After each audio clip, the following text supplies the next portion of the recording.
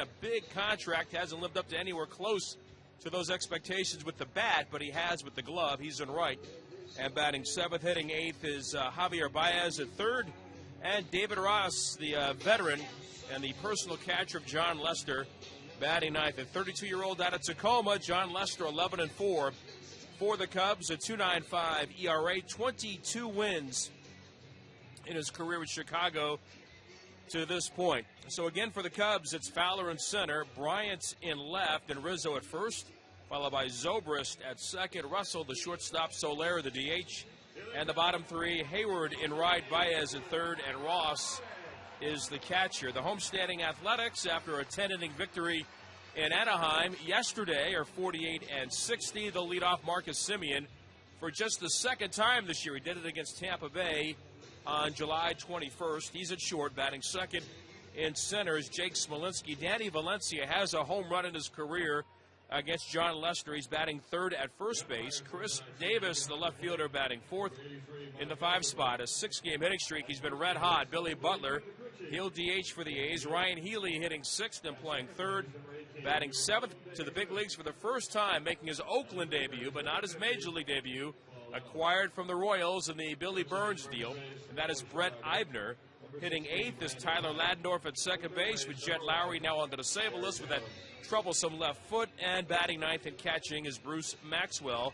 For the soon-to-be 25-year-old left-hander out of Oklahoma, Dylan Overton, 1-2, a 9.33 ERA. Hoping to keep the ball in the park. He's allowed 9 home runs in his 18 and a third innings on the mound in the big leagues. Again for the A's, Semien at short, Smolinski in center, and Valencia at first, followed by Davis in left, Butler the DH, and Healy at third, Eibner in right, Ladendorf at second, and Maxwell is the catcher. This copyrighted broadcast is presented by authority of the Oakland Athletics for the private and non-commercial use of our audience. Any reproduction or retransmission of the description and accounts of this game in any form without the express written consent of the Oakland Athletics is strictly prohibited. You look at the A's lineup. The starting pitcher, Overton, plus Jake Smolinski, Ryan Healy, Brett Eibner, Tyler Ladendorf, Bruce Maxwell, all have spent time in the minor leagues facing a team that has baseball's best record at 66-41. On paper, it doesn't look like a great matchup for the Athletics, but there's no clock and there's no paper, and we'll see how this Friday night turns out. Game 1 of a weekend series, the A's and the Cubs. And we're ready for some Friday night baseball. Once again, here's Ken. And that is why they play the games. Indeed. Dexter Fowler leads it off for the Cubs. The A's, the green tops. The Cubs, the road grays. Beautiful night at the Coliseum. Overton delivers, and Dexter Fowler takes a strike on the outside corner. At 7:09, it is 59 degrees. Not a cloud in the sky, although the marine layer will be a presence before too long. Now the 0-1 pitch on the way, and that's taken. That's a strike on the outside corner fastball, 0-2. The A's have Alonso at first. They have Tyler Ladendorf. He's at second base. Semien's at short. Ryan Healy's at third. Bruce Maxwell behind the plate. And the 0-2 to Fowler, and that's taken a ball, and it's 1-2. And the A's in the outfield tonight have Chris Davis in left. They have Smolinski in center. Brett Eibner, as Vince said, his A's debut, he's out in right. And now the 1-2 to Fowler. And Fowler takes outside, and 2 balls and 2 strikes for Dexter Fowler's second year with the Cubs. 289, 8 homers, 35 driven in. Overton now turns, ready, and here it is, and that's taken inside. Full count, 3-2. Dylan 1-2 and 9.33 ERA. And one of the missions tonight for Overton, avoid the home run ball. Center field, Smolinski 2 steps toward right center, and the pitch is swung on, hit to left field, and back on it Davis, turning around, looking up, and it is gone. And that quickly, it is 1-0 in favor of the Cubs. Boy, that has been a huge issue during his still limited time in the big leagues for Dylan Overton. Dexter Fowler hits it out, and that's the way our ball game begins. His fastball's not overpowering. It's 88, 89 miles an hour. In that at-bat of 6 pitches, he showed 1 changeup. And 3-2 came in with a fastball, and right out over the plate, and the damage was done. And here's big Chris Bryant, a right-handed hitter, and Overton delivers, and Bryant takes a strike on the outside corner. The 5th leadoff home run this year for Dexter Fowler, 19th time in his career. Now Bryant, and it's on the way, and Bryant swings and misses. Fastball away, 0-2. Overton has given up 10 home runs in 18 1/3 innings. Now here's the pitch, and the 0-2 on the way, and Bryant swings and misses, off speed, down and in, and so Bryant strikes out. That's out number 1. That'll bring up Anthony Rizzo. Slow curveball from Overton. Anthony Rizzo, 288, 24 home runs, 79 driven in.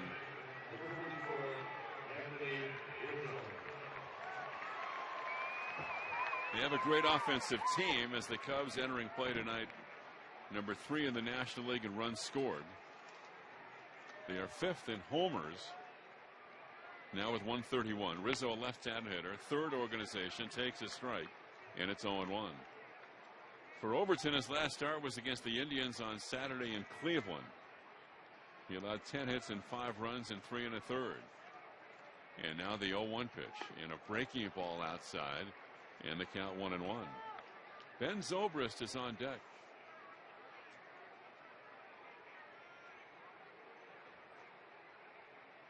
Infield to pull. Lefty on lefty matchup. It's on the way. Here's the 1-1 pitch, and a breaking ball outside, 2-1. The Cubs were off yesterday, and they spent the entire day in the Bay Area as they traveled after the game on Wednesday. And Wednesday they completed a sweep of the Marlins. So they had a full day off in Northern California. Now the pitch is swung on line foul, right side, out of play. Meanwhile, the A's finishing up their series against the Angels, and the A's landing at the Oakland airport around 10:45 last night. What do pitchers like to do on off days, non-pitching days? They like to find a golf course. And John Lester delivered the goods at Pebble Beach yesterday. Here's the 2-2 pitch, and it's swung on a broken bat. Fly ball, short center. Long run, Smolinski will have to play it on a hop. So ball up in the air a long time. Broken bat, little looping single in his center off the bat of Rizzo. The Cubs had their second hit. Well, you had to work yesterday, so you would have gotten an invite, but you had to do the game. To clean the golf ball and clean his clubs and carry the bag. Yeah, I could have done that. You were occupied down in Anaheim. That's really the first time that Jake, while playing center field for the Aces, had that kind of play right at him, not hit that hard. Continues to play very deep out there, and it's a learning curve at the position. Have you played Pebble Beach? I have not. Yet. Here's Zobrist, a switch hitter batting right, and Ben takes a strike on the inside corner. 1 out, 1 on, 1-0 Cubs. Cubs have an ex-Athletics flavor to their Keystone combination tonight with Zobrist at second and Addison Russell at short. I think it'd be a nice graduation present for my son Dominic. Here's the 0-1 pitch, and swung on blue foul straight back, and the count 0-2. It's okay, I'll invite myself. Yeah, we need to force him, don't we? It would only cost you like an additional $500 to take me. You're worth it.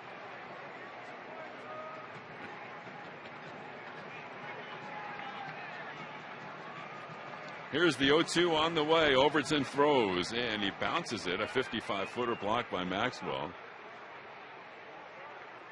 If you're Overton, and it's hard to do, and it certainly takes a lot of the air out of the balloon, you just got to block out that home run. As damaging as it was to start the game, you just got to go right back to work and focus on what you thought was the game plan that would be effective if you can execute the pitches. So the count 1-2 with 1 out. And ready, the lefty at the belt. Third base side of the rubber. Here it is. Swung on a fly ball left field. This is playable. Davis drifting back about 20 feet from the track, and he makes the catch.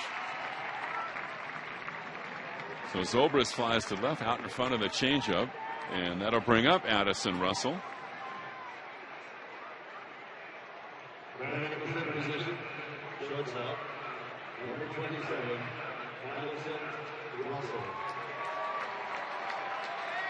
Addison Russell never played in the big leagues for the A's. Was done, of course, in the Jeff Samardzija deal.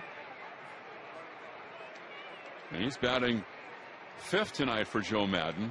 241, 12 homers, 65 RBIs. One-time A's #1 pick. And Overton at the belt. Here it is. And that's taking a breaking ball inside. Fowler homered. Bryant struck out. Rizzo singled. Zobrist flied to left. Jorge Soler just off the DL. He's DHing tonight. And he's on deck.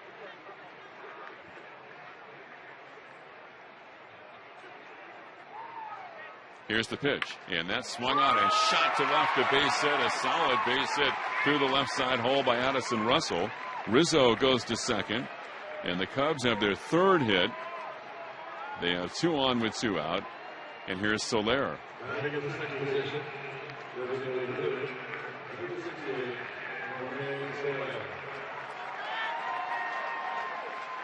Soler 223, 5 homers, 13 driven in. So the Cubs lead 1-0. And they have Rizzo at second and Russell at first. Brandon Hyde coaching first for the Cubs. One-time A's coach Gary Jones coaching over at third.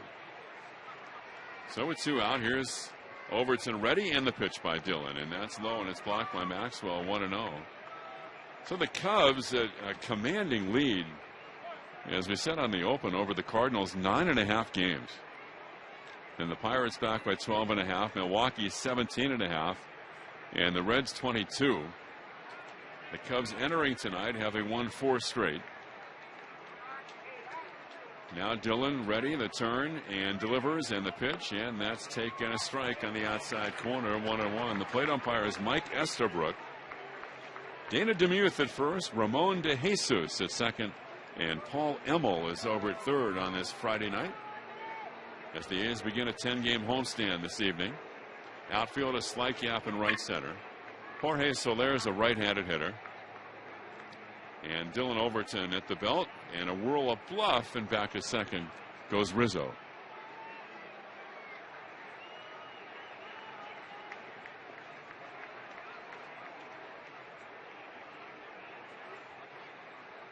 Jason Hayward is out on deck. Now the 1-1 delivery, and Dillon delivers, and it's swung on, hit to left. This is deep on the line. Is it high enough? It is, and it is gone. A 3-run line drive home run to left field by Jorge Soler.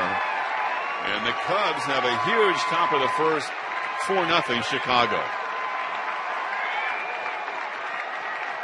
And for Dylan Overton, he just can't keep the baseball in the ballpark.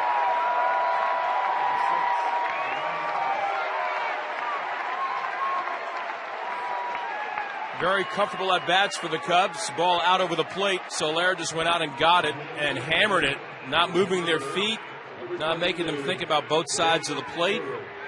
And it puts him in this very tough early predicament. So Soler just off the DL today, a line shot to left field up on the steps. The only question was it high enough?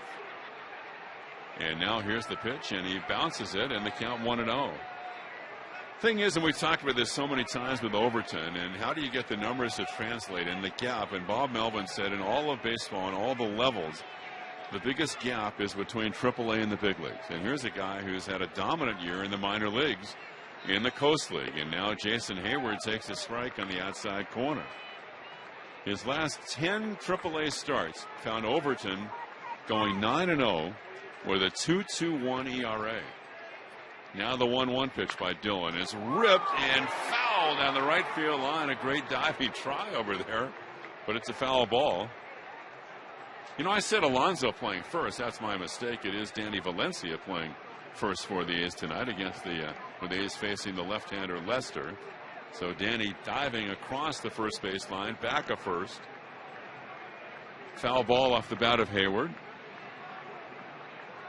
So the count 1-2 with 2 out and 4 runs in. And now here's the pitch, and a breaking ball waved it down and away, and the inning is over. But the Cubs strike for 4, and with The long ball, a solo shot by Fowler. On the hunt, there's strength in numbers. PenskeAutosales.com group of dealerships uses their collective buying power to bring you the lowest price on your next car, truck, or SUV. PenskeAutosales.com. PenskeAutosales.com. This is your boy Lorenzo Neal. Mornings with Chad, Joe, and Lowe. Weekdays from 6 to 10 a.m. You're listening to Oakland A's baseball on 95.7 The Game. Simeon leads off for the A's, bottom of the first, as John Lester has a 4-0 lead before he throws his first pitch. And Simeon, Smolinski, and Valencia for the A's. John 11-4, a 2.95 ERA. 22nd start this year for the Cubbies, and this is second year with them. And Marcus batting leadoff, 22 home runs. And now the pitch, and Lester ready and deals, and Marcus takes outside 1-0. Cap Anson is at first for the Cubs. Could be Glenn Beckert at second. Ernie Banks early in his career playing short. Now the pitch is swung on and missed, and the count is 1 ball, 1 strike. You have to put Ron Santo at third. And in honor of Bill King, who loved Gabby Hartnett, you have to have Gabby back behind the plate. Here's the 1-1 pitch on the way. Swung on, foul back, and it's 1-2. Homer in the Glowman. Yeah. Famous late season home run at Wrigley Field. It is Anthony Rizzo at first. They have Zobrist at second. Addison Russell's at short. Javier Baez over at third. David Ross, Lester's personal catcher. Here's the 1-2 pitch and a breaking ball outside, and the count 2-2. Chris Bryant's in left field tonight. Dexter Fowler in center, and Jason Hayward's in right. Soler is DHing. Now the pitch on the way, and that's taken outside, and the count 3-2 for Lester. His last start was against the Mariners on Friday. 6 innings, 4 hits, no runs, walked 2, struck out 7, won the game 12-1. Actually, they won 2 games over the same weekend for the Cubs. The other was as a hitter.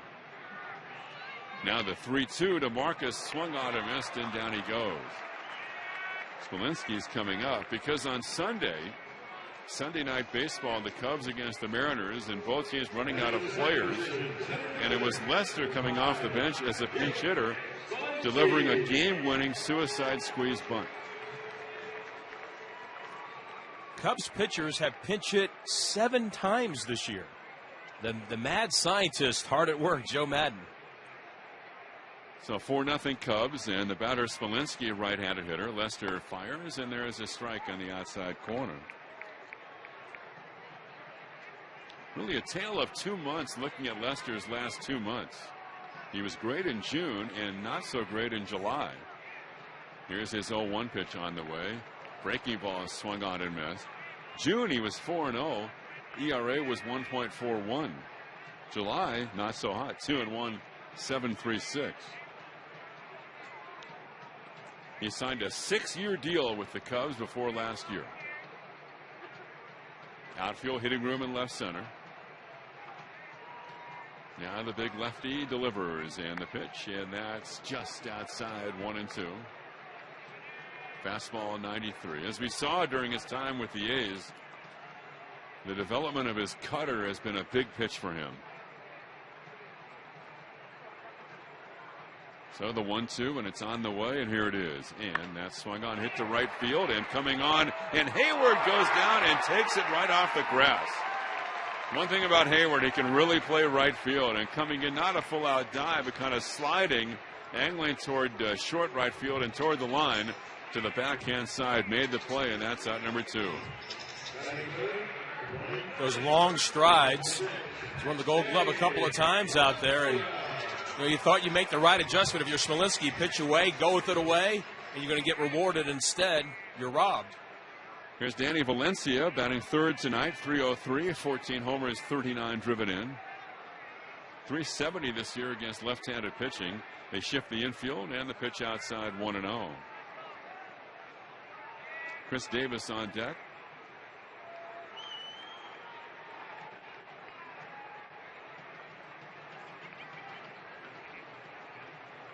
And Lester's 1-0 delivery, and Danny takes outside 2-0. In 14 previous starts against the A's, Lester 5-4, 3.64 ERA. 4-time All-Star, He also has a couple of World Series rings. And now here's the delivery, and it's a 2-0, and that's outside 3-0, stays away. And the count 3 balls and no strikes. It's really been both ways in terms of the A's offense and their pitching. A story of home runs.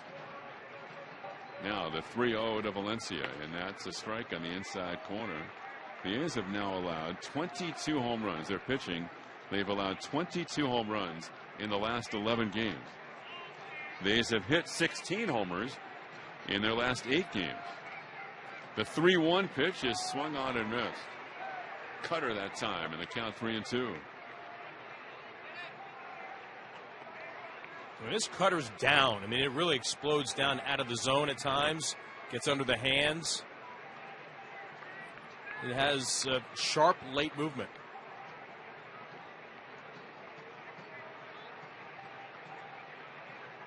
Now Ross sets up outside. The 3-2 on the way is taken down and in. That's ball. Oh, ring him up, and Valencia can't believe it. He might get kicked out of this game. He was on his way to first base. I thought the pitch was ball 4. And now he flings the helmet away, and he's been given some last talk on 95.7 The Game. Javier Baez leads it off for the Cubs. Top of the second, they lead 4-0. The pitch is taken outside for a ball. Baez, Ross, and Fowler for the Cubs against Overton. Home runs by Fowler and Soler in the first. Here's the 1-0 pitch, and that's outside corner strike. And Danny Valencia was convinced, and so was I, that he had just taken ball 4. I think he did. To everybody except Mike Estabrook, and maybe even John Lester. Now the 1-1 delivery, and Baez, a right-handed hitter, takes outside 1-0, or make it 2 balls and 1 strike. Baez playing third base tonight. Chris Bryant is really a third baseman by trade, but they like Baez's glove over at third. Here's the 2-1 pitch, and reach for it, popped up right side. That's going to be foul territory, and it drops, and nobody was there. Wow, I don't know. Maybe Bruce Maxwell never saw the ball. He didn't. Because it wasn't that far from home plate. It was only maybe, 30 feet to the right of home plate, foul territory, and Valencia came down. He had a terribly long run to try to get there, and Baez gets a huge break. You know, Overton started toward the ball thinking that Maxwell was going to get there, and Bruce just never moved. He never saw it.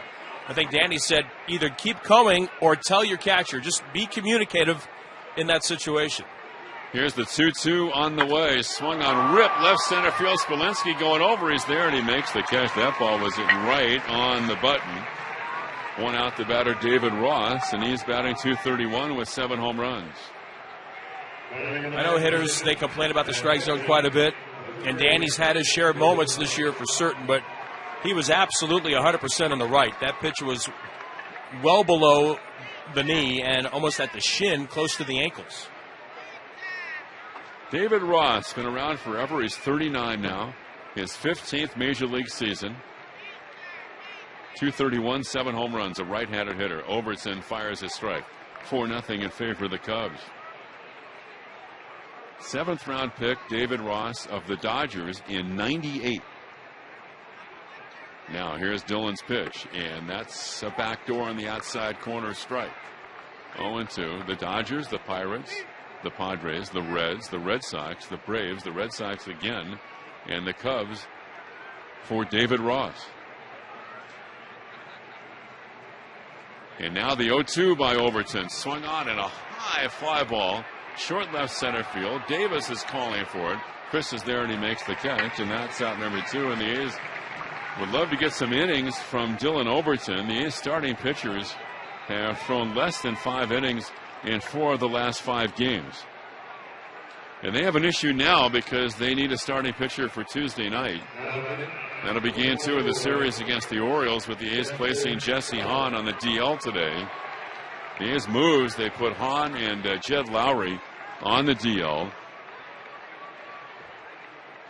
Here's the pitch, and that's taken a strike on the inside corner by Dexter Fowler. They called up Andrew Triggs. It's the 82nd time that Triggs has joined the big league club this year. Swinging a foul ball right side. In reality, he's beginning his 8th stint with the A's in one season. And Brett Eibner called up from AAA, and Brett a week ago was acquired by the A's from the Royals for Billy Burns, and he's out there patrolling right field this evening. Now the 0-2 by Overton on the way, swung on line to left, a solid base hit. So Dexter Fowler singles to left. He's 2 for 2. That'll bring up Chris Bryant. So the A's will need someone for Tuesday in Hahn's spot. Jesse starting and working last night, just 4 innings in the game against the Angels, and experiencing some soreness in his shoulder that he doesn't think is too serious. He did feel it was affecting his delivery and his finish on the pitches as he talked with the media before the ballgame today in the A's clubhouse.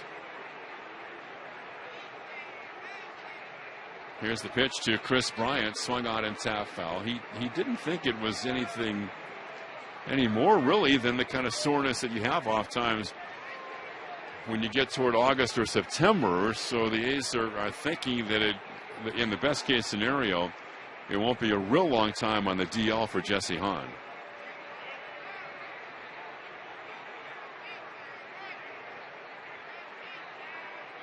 Now the pitch, and that's low. But again, he said he thought it was affecting his delivery a little bit, the way he would finish and release the pitches, that it was there, that he could feel it. The A's did see a drop in velocity as the game went on last night.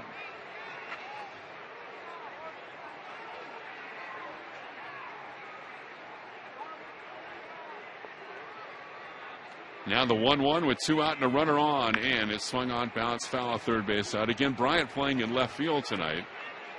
And they really like Javier Baez playing third base when Lester pitches, thinking a lot of ground balls to the left side.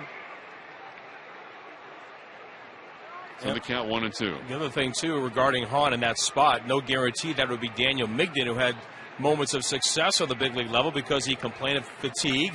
The A's are monitoring his pitches now in the minor leagues. So now with 2 out, here's the 1-2 on the way, and that's taken outside, 2-2. The Cubs on top of the A's. It's 4-0, first of a 3-game series. Good crowd on this Friday night. Day game tomorrow, 105, turn back the clock day, and 105 on Sunday as well. And the Orioles in for 4 beginning on Monday night.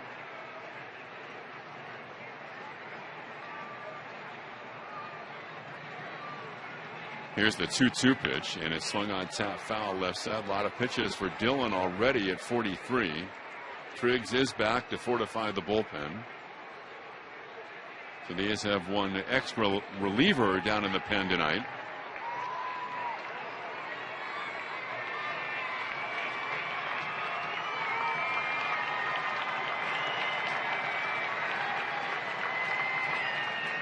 And the 2-2 with 2 out and a move to first, not in time. As far as the A's pitching for the rest of the series, they have Sonny Gray tomorrow against Jake Arrieta.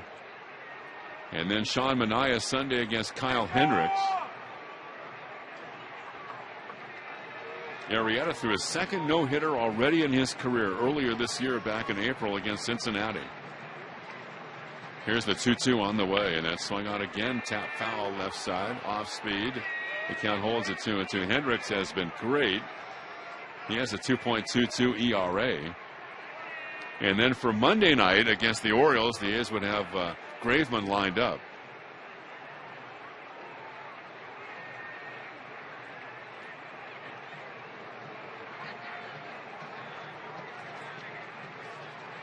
Again, the 2-2 at the belt. Here it is, and that's taken inside 3-2. But the conjecture, who might the A's start on Tuesday? You would think about someone like the veteran lefty Ross Detweiler, who's pitching in AAA, but he would have to be added to the roster to make that start. And maybe even a Zach Neal, who's been working in the A's bullpen and pitched well again out of the pen yesterday against the Angels. Here comes the 3-2. Raul Alcantara's pitched well in AAA. Here's a ground ball to the hole and threw into left for a base hit. And turning at second, here's Fowler going to third safely. And the Cubs have runners at first and third. Chris Bryant, a ground ball perfectly placed. Healy, the A's third baseman, diving to his left, couldn't flag it down. And with the play in front of him and Chris Davis charging in left, Dexter Fowler realizing that Davis has a weak arm, really taking liberties there.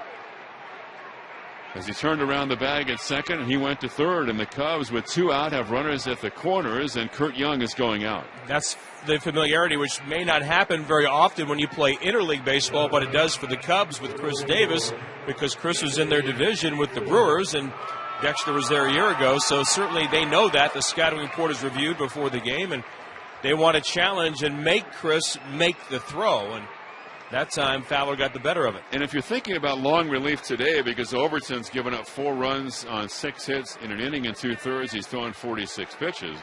Again, the note would be that Neal has been working in long relief for the A's, but he threw 2 1/3 yesterday, so he would not be available for that kind of a role today.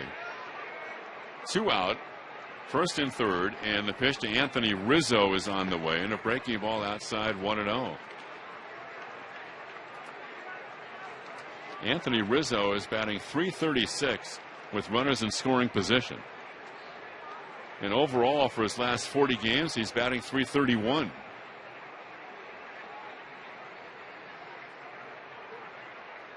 And the pitch, and that's taken low, and it's 2-0. He called that a strike? It's a Valencia makeup strike, maybe. The count 1-1. Well, that pitch was closer to the strike zone than the one that Danny took heading the first.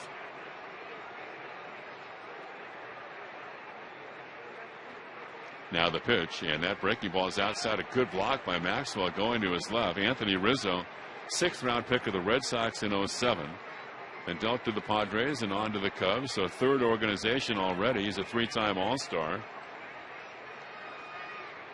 Jed Hoyer is the GM of the Cubs, and Rizzo has kind of followed Jed Hoyer around, because Hoyer's been with Boston, he's been with the Padres, and now with the Cubs. Here's the 2-1, and that's taken a strike on the outside corner. 2-2. That's the brain trust for the Cubs, with Jed Hoyer and Theo Epstein, who's in the role of president of the Chicago Ball Club. 4-0 Cubs, and the 2-2 pitch on the way by Dylan Overton, and that's taken low. Now it's 3-2.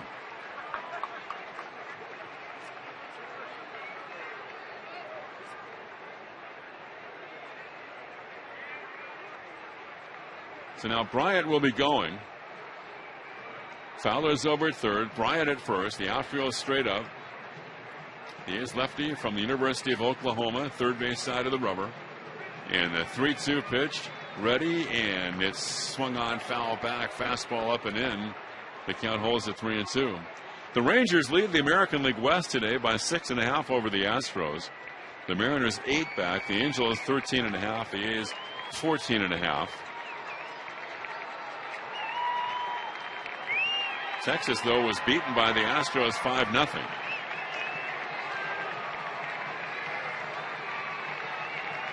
Now the 3-2 pitch on the way, and that swung on, lifted foul, left side out of play, and that never happens. You look back at the season series this year, the Astros just don't beat the Rangers. And they won only one game until tonight. And the Angels lead the Mariners. They're in the first inning up in Seattle. Now here's Overton ready, and the 3-2 with 2 out, and here it is, and it's swung on, lifted, left field side, foul territory. Long run, Healy toward the box seats, goes over the tarp, and can't quite make the play. So 3-2 with 2 out, and the Cubs leading 4-0. We're playing in the top of the second. Game 1 of this 3-game set, the A's against the Cubs. Second time they've met here in interleague play. They've met twice at Wrigley.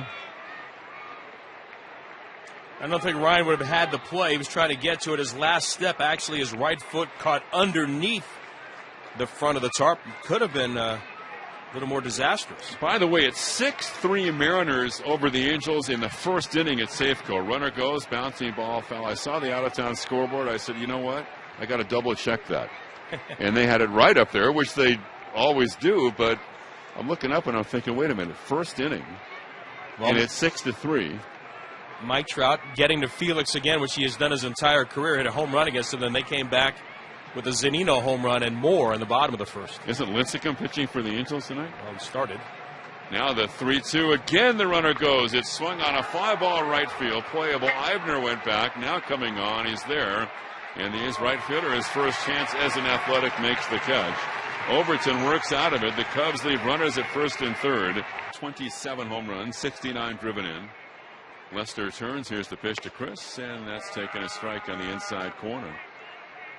It is Italian Heritage Night tonight at the Coliseum. Thanks to Steve Finelli, VP of tickets with the A's. He delivered me a couple of those Italian Heritage special A's caps. The 0-1 pitch, and taken outside. 1 ball, 1 strike. Where are they? They're right here. Okay. It's a nice looking hat. It is. Very nice. It's got the. You could play for Team Italy. That's right.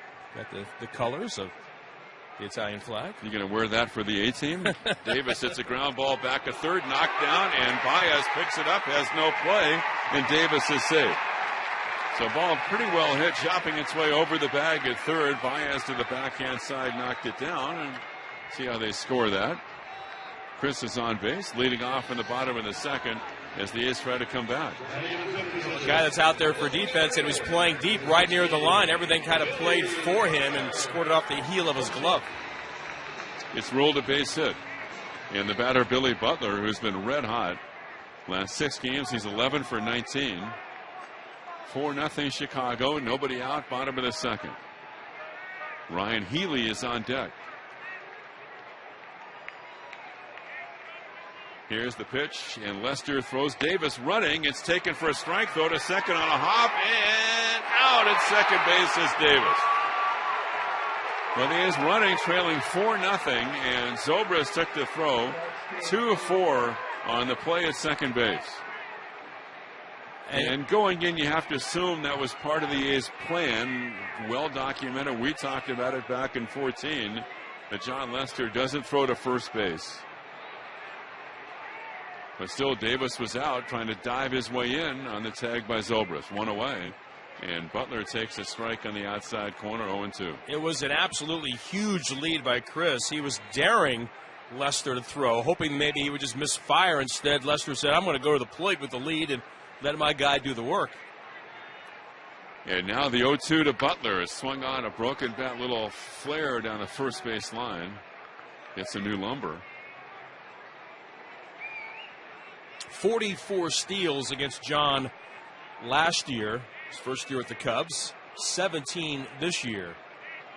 Davis did take a look in as he was going towards second, and then almost a little hesitation before his last couple of strides. So the count 0-2.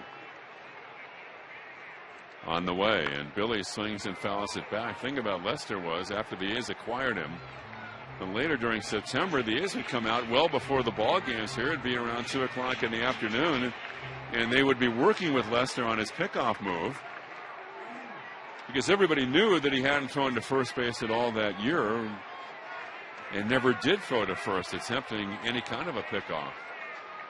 Now the 0-2, and that's low, and it's 1-2. And as the Royals mounted that big comeback in the wild card game, they really were able to exploit the running game. It was the worst team really for John to face in that regard, because they were an aggressive team by nature anyway. And once they got on base, they just kept on pushing the envelope.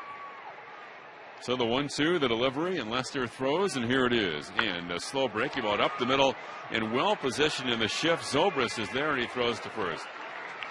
2-3 years ago, that's a base hit, but not anymore. And right up the middle, and Zobrist back at second. Butler's out 4-3, and the batter is Ryan Healy.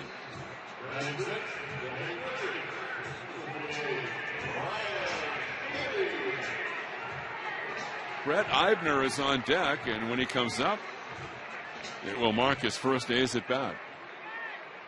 4-0 Cubs. Shadows covering the entire field. Blue skies above the ballpark.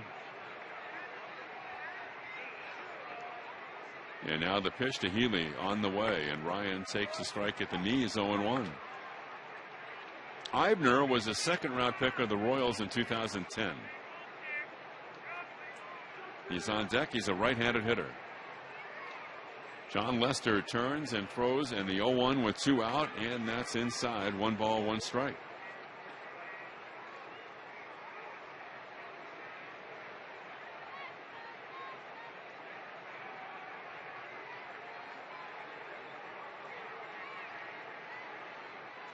Here it is, and Ryan fouls it back. You know, that Angel Mariner game, if you go back, let's say, 4 or 5 years ago, and you said it's going to be Felix Hernandez and Tim Lincecum, and you said, well, the Angels got 3 runs off Felix in the top of the first, and the Mariners got 6 off Lincecum in the bottom of the first, you would say no way.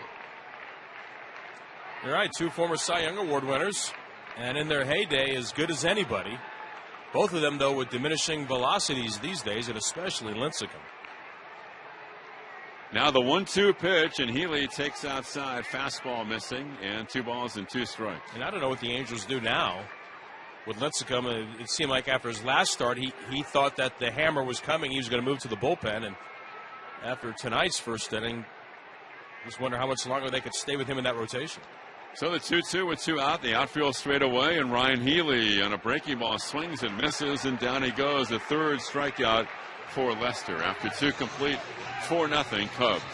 That's amore. That would be the appropriate introduction in the 3rd inning for Vince Cotroneo. Ben Zobrist standing in on Italian Heritage Night, tries to stop the swing. He can't on a changeup as Overton starts the top of the 3rd, down 4-0. Then Addison Russell and Jorge Soler. 3-time All-Star now, Zobrist. He actually led off for the National League in the All-Star game in San Diego. Next pitch, a strike on the outside corner, a fastball, and it's 0-2. Zobrist 0 for 1 tonight. Fly ball to left. Went to the Royals from the A's last year in a deal that brought back Sean Manaea to the Athletics. They'll face each other on Sunday. 0-2 curve inside. 1 ball and 2 strikes. Zobrist was 0 for 2 in the game. Actually led off the game because it was at a National League park. But because so many consecutive games have been played that way in NL parks, they were the visiting team. Changeup yanked to third, under the glove on the backhand of Healy, and down the left field side in the foul territory. And on to second base is Zobrist. A lot of hard contact against Overton so far tonight. And that'll bring Addison Russell to the plate. Russell.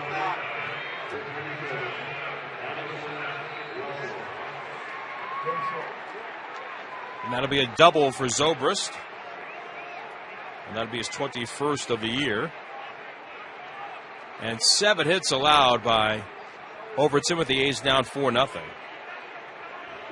Addison, an all-star as well, now only 22 years of age, takes a breaking ball strike on the inside corner. He was playing for the Midland team in Arkansas on July 5th of 2014 when he got the news that he was sent to the Cubs organization in a deal that brought back Jeff Samardzija for the A's and Jason Hamill. 0-1 pitch, curve inside, 1-1 the count. Last year he was called up in late April, played a lot of second base with Javier Baez playing short, or Starlin Castro playing short. Then they flip-flopped the 2, and he finished last year as the shortstop, and he is the shortstop now moving forward and expected for years to come. Here's the 1-1 offer. Way inside. That one might have clipped his foot. It did. Curveball off his foot, and he'll be awarded first base. There's really not a whole lot that Bob Melvin can do right now. There's not a place to go. Down 4-0. Already 63 pitches thrown by Overton. Nobody out in the 3rd. Here comes Soler, who yanked one out to left field. His 6th home run of the season after coming off the disabled list. So once again, the magic wand waved by Joe Madden as they got Soler in there and responding with the long ball to left. He's from Havana, hit 10 homers a year ago, 47 RBIs. And the pitch to the outside corner, a strike, a changeup, and it's 0-1.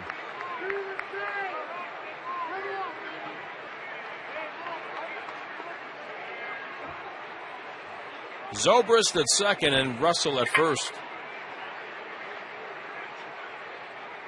Soler, a slightly open stance from the right side.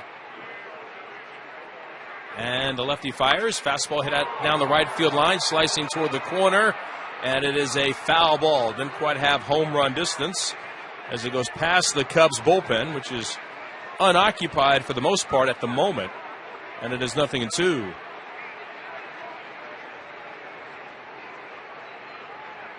The Cubs began the season 25-6. Not exactly the 35-5 '84 Tigers who went wire to wire, but not too far behind. Here comes the 2-strike offer. Curved down and in. 1 ball, 2 strikes. They had an 8.5 game lead on May 10th.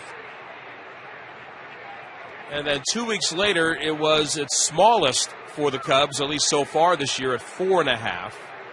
And as Ken mentioned earlier, it's a robust 9.5 game bulge on the Cardinals as play began today. 1-2 offer. Turned it over, missed outside with a changeup. 2 balls and 2 strikes. 4-0 Cubs here in the third. They went into the break really on fumes. They needed the All-Star break. They dropped 9 of their last 11, and they had played 24 consecutive days because of a makeup game to get them to the break. And coming out of the break, they're 13-6. Here's the 2-2. Fastball pulled to third, a foul ball as he hooks it by Healy toward the A's bullpen. We'll pause 10 seconds. Station identification on the A's radio network. Your home for Oakland A's baseball. This is KGMZ FM and HD1 San Francisco. KUFX HD2 San Jose. 95.7 The Game.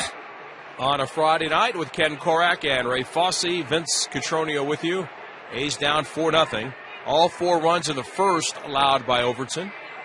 Here's 2-2. Bounce weakly towards short. Cut off by Healy. Goes to second for 1. The relay by Ladendorf. He makes contact with the runner Russell, and the ball dies right there at the bag, and there's no play. And that might have jammed a little bit of Ladendorf on the throw. His right arm, his right shoulder possibly, as Russell got right there in a hurry. And hard contact there right around the bag as he has that slinging sidearm style, and that got him in trouble. The low throw and his relay, his attempted relay, he makes contact with Russell as he short arms and hits the middle of his back. And Russell actually came up a little bit, Vince. He wasn't right there on the bag. He kind of popped up a little, which I think also helped to create the contact. So they get Russell on the force out, 6-4 at second, or rather 5-4. Solera's aboard at first, Zobrist over to third, and Bob Melvin is out along with Walt Horn taking a look at the right hand and arm of Tyler Ladendorf after he made the awkward release and made contact with the left arm of Russell on the pop-up slide. So while that's going on, some late drama tonight in the city of Three Rivers, the Buccos and the Reds. Here's the 2-1 pitch. Line drive, deep left field. Going back. Still going back. Clear the deck. Serpico has walked it off. The Buccos defeat the Reds on Sean Rodriguez's line drive home run over the left field wall. His 11th. Cannonball coming. Buccos win it 3-2. That's Greg Brown on Pirates Radio with the call. They get over the 500 mark. Ladendorf stays in the game. I love the nickname. He calls Sean Rodriguez Serpico. The long hair and the beard, reminiscent of the former New York detective, made famous in the movie starring Al Pacino. So 2 on, 1 out, and here comes Jason Hayward. He wailed weakly through a curveball back in the first inning. He's 0 for 1. A look at first base. Overton's pitch. Fastball over at the knees. A called strike. A's are down 4-0. Hayward left on left, hitting .225, a couple of homers and 14 driven in. A big contract signed with the Cubs, and at least offensively, Hayward, who homered in his first big league at bat as a Brave, has not lived up to the numbers. There's the 0-1. Curve outside, blocked in the dirt. Nice play by Maxwell, shifting hard to his left with a runner at third. That's 1 ball and 1 strike. Hayward will turn 27 in 4 days, sign an 8-year contract. And last season with the Cardinals, his only year there, 13 homers and 60 RBIs. Originally property and #1 pick of Atlanta. He's a Georgia native. Here's the 1-1. Fastball line toward left. It's by Simeon. It gets down for hits. Waltzing home is Zobrist. Up to second base is Soler. And the Cubs extend to 5-0. Hayward is 32nd RBI of the year.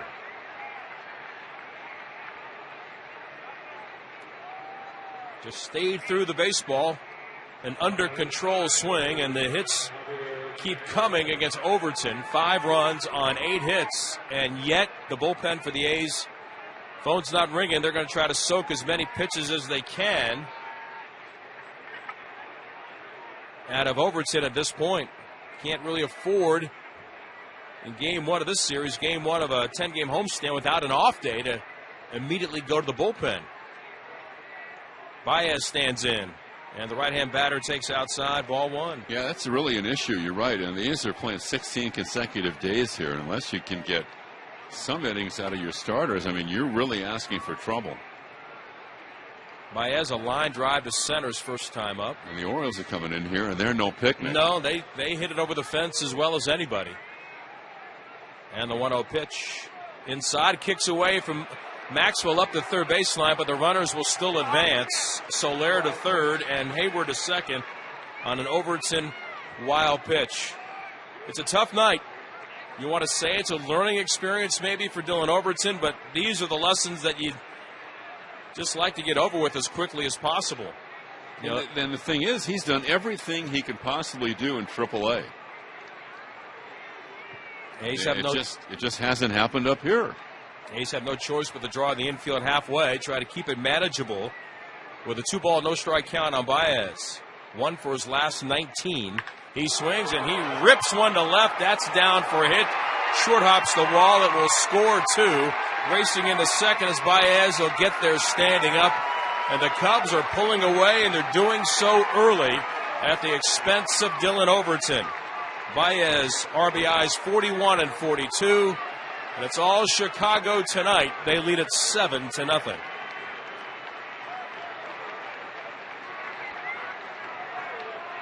And the A's have no choice, but the man that's been on airplanes back-to-back days, Andrew Triggs, who got called up 2 days ago, pitched 2 1/3 in that game, which the A's lost 8-6 in relief of Kendall Graveman, flew back to the minor leagues, flew back today to Oakland, and he is up and loosening, and he threw, as we mentioned, 2 1/3 2 days ago, and Kurt Young has no choice but to take a slow walk out to the mound to buy a little bit of time for Triggs, who's trying to get loose. Like we've said, Triggs needs an apartment somewhere in Kansas or Utah or something, just like a stopping point for him. He should borrow. He is out of pay for Adam Rosales' car, which is still in Albuquerque, I think. It's unbelievable.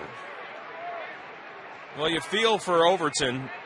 I mean, he came to big league camp, and for a guy whose stuff was not as dynamic as it was before the Tommy John surgery, the velocity never bounced back, but he was getting a feel on how to pitch. And as you mentioned, those numbers bear it out. There was not just success, but considerable success in the minor leagues. Now David Ross to the plate. Right-hand batter. He takes low, ball 1. Ross, originally drafted by the L.A. Dodgers in 1998. Out of Auburn, got to the big leagues in 2002 initially with the Dodgers. We're losing tonight 2-0 to the Red Sox at Dodger Stadium. The lefty stretches the 1-0. Swing and a miss, breaking ball down, and it's 1 ball and 1 strike.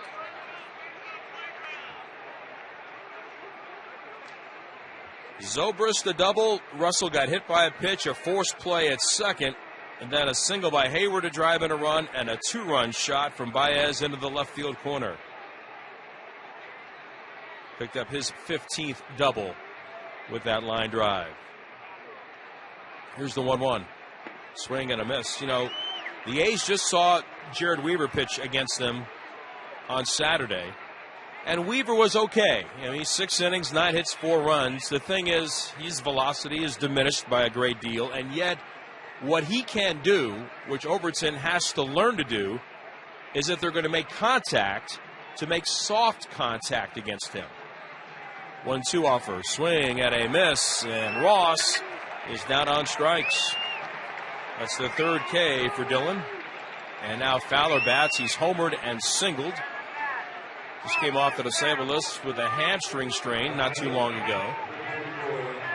We saw it time and time again. In fact, even Weaver would break some bats just because of the kind of awkward contact the opposition made against him. Well, he has tremendous deception, and Dillon just doesn't have that right now. Baez still at second, 7-0 Chicago. And a changeup to the outside corner for a strike. Weaver is a very unique guy. He's 6'7", he's gangly, throws across his body, throws everything toward third base, throws from over here, 3/4 from over by third base. So, he can kind of get away with the stuff he has because of that. Here's the 0-1. It's in there for a strike. The other thing, too, is that Weaver, even in the days when he had more velocity, he could make the pitches get in and get out of the strike zone, get some swings on pitches that you think are strikes. And Dillon in the learning process of making that happen on the major league level. 0-2, breaking ball down, and blocked in front by a busy Bruce Maxwell, and it's 1 ball, 2 strikes. And let's face it, Weaver hasn't exactly been Cy Young. His ERA is over 5. Right. Fowler 30 now, 2nd year with the Cubs. They signed him this year on the 25th of February, and they actually made the announcement on the field in Mesa at their new spring training complex. 1-2 pitch outside, 2 balls and 2 strikes. He basically just showed up on the field and rejoined his teammates, one of the many players this offseason that had to wait for an extended period of time before they signed a contract with any team. And as it turns out, Fowler was welcomed back with Chicago. 7 runs on 9 hits for the Cubs. 2-2. Swung on, hit high in the air to left, not deep.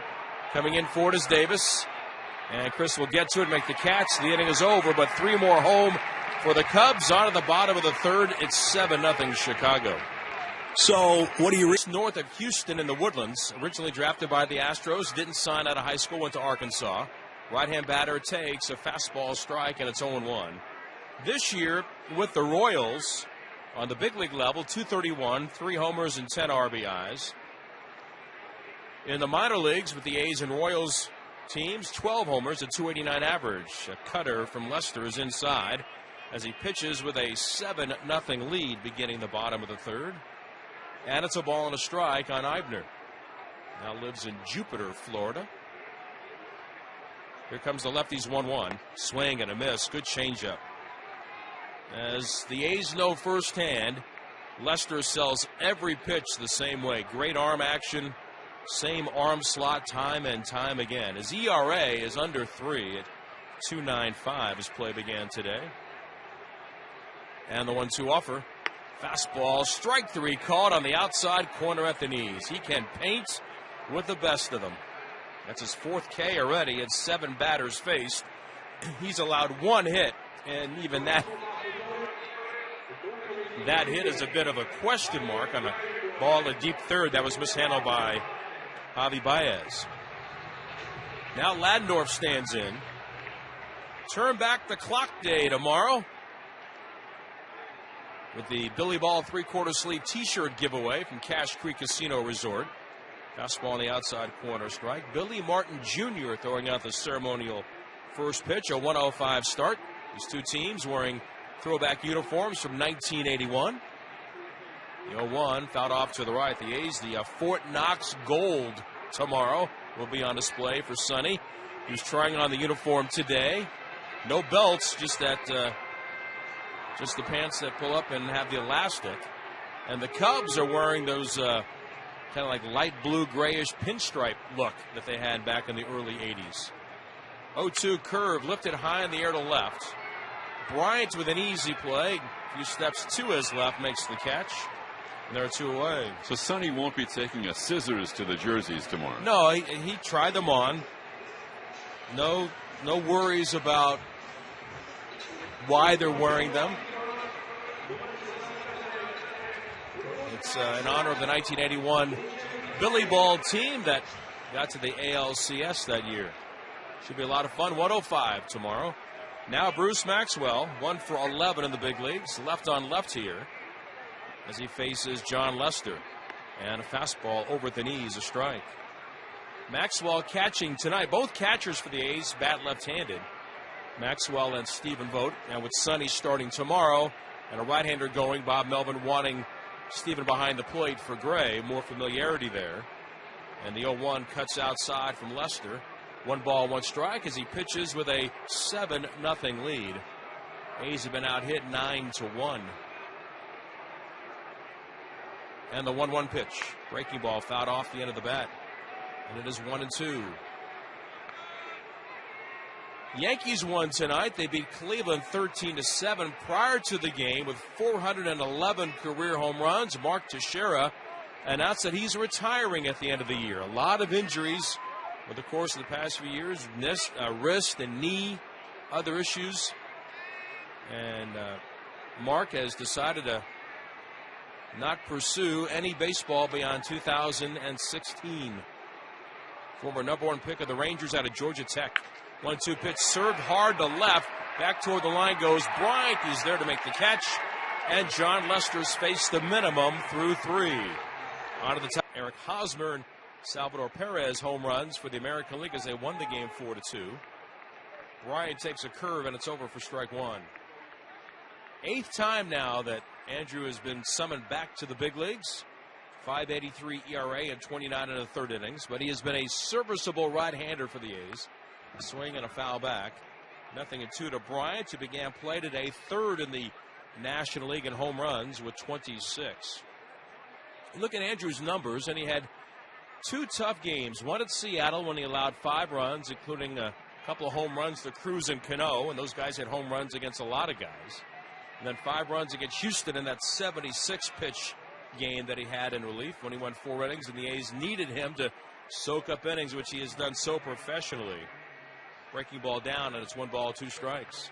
So aside from that, I mean, Andrew has done a decent job for the A's, and as we mentioned 2 days ago, 2 1/3, 2 hits, no runs against the Angels. 1-2 pitch, a swing and a miss, swept the slider outside, and Bryant chased it. He's in the top 10 in Ks, and he has struck out twice tonight. Now Anthony Rizzo will stand in, and Ken talked about Jed Hoyer's relationship with Rizzo, and the same for Theo Epstein, who's the president of the team, although he didn't go to the Padres like Hoyer did. But they always said they were going to try to get Rizzo back, and this is a guy that when he got to the big leagues with the Padres, the numbers were disastrous. He swings and fouls it back. In 2011, in 49 games, he hit 141 with a home run and 9 RBIs. And man, has he ever bounced back? 31 home runs, 101 driven in last year. 2 consecutive years of 30 or more home runs, and on his way this year with 24, which is 7th best in the National League. Breaking ball, strike, 0-2. I mean, is it confidence? Is it belief? An organization, a group of front office people that give you that sense that you're going to get the job done? Because clearly Rizzo has erased those demons that he had early after leaving the Red Sox to the Padres. 0-2 way outside from Triggs. 1 ball and 2 strikes. And he is signed through 2019 with a couple of team option years as well. He's 27 in 3 days. Anthony Rizzo. 7-0 Cubs in the 4th. And here comes the 1-2. Curve, it's down and in. 2 balls and 2 strikes. Rizzo, left-handed slugger. And Zobrist waiting on deck. Not quite a full overshift for Rizzo, but Simeon, the shortstop, shading up the middle. Ladendorf is out in shallow right. Abner playing very deep in right field. And a fastball swung on and missed, kept it away. Good job by Triggs. Back-to-back Ks on Bryant and Rizzo. Couple of freewheeling bats with power. And 2 Ks, and here comes Zobrist.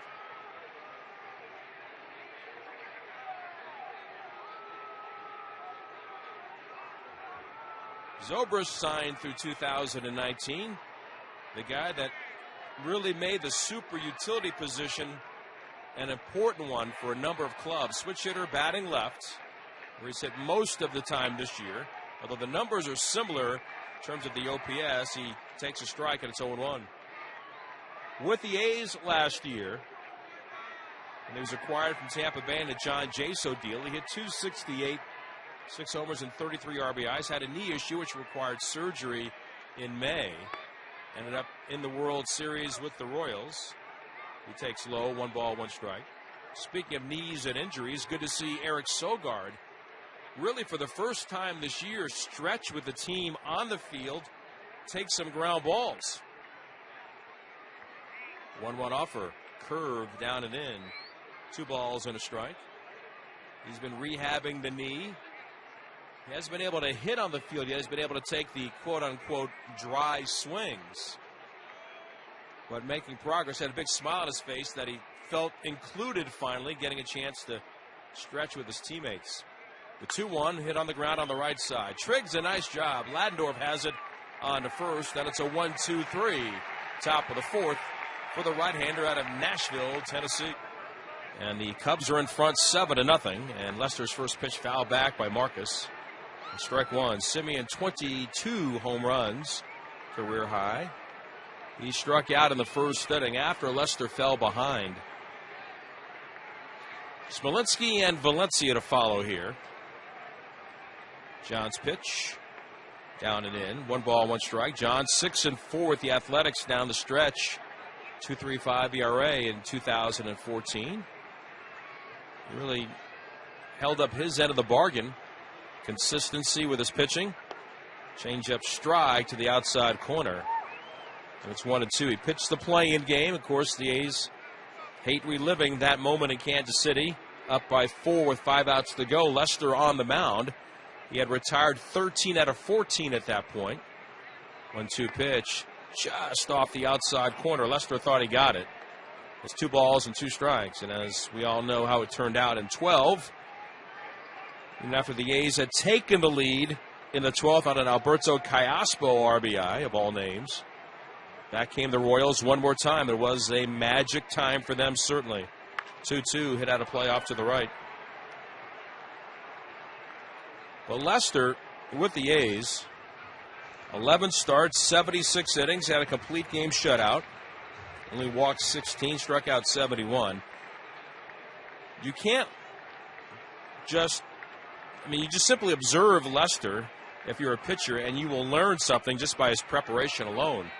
2-2 curve down and in, and a full count for the second time on Marcus tonight. And he talked about being traded to Oakland, really opened his eyes to the standpoint of maybe I don't have to go back to Boston and finish my career as a Red Sox. Let me see what's out there. 3-2 pitch, hit on the ground is short. And in for it is Russell, gloves and on to first in time.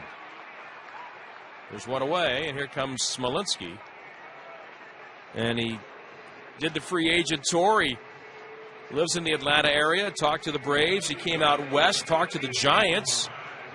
And, of course, had that relationship with Theo and Jed Hoyer with the Cubs, and eventually opted to sign with them. And they knew there's a great passage in that book, which we talked about earlier this year, written by Jeff Passan of Yahoo Sports, called The Arm, The History of Tommy John Surgery, that the Cubs know that there's a little bit of an issue in John's arm.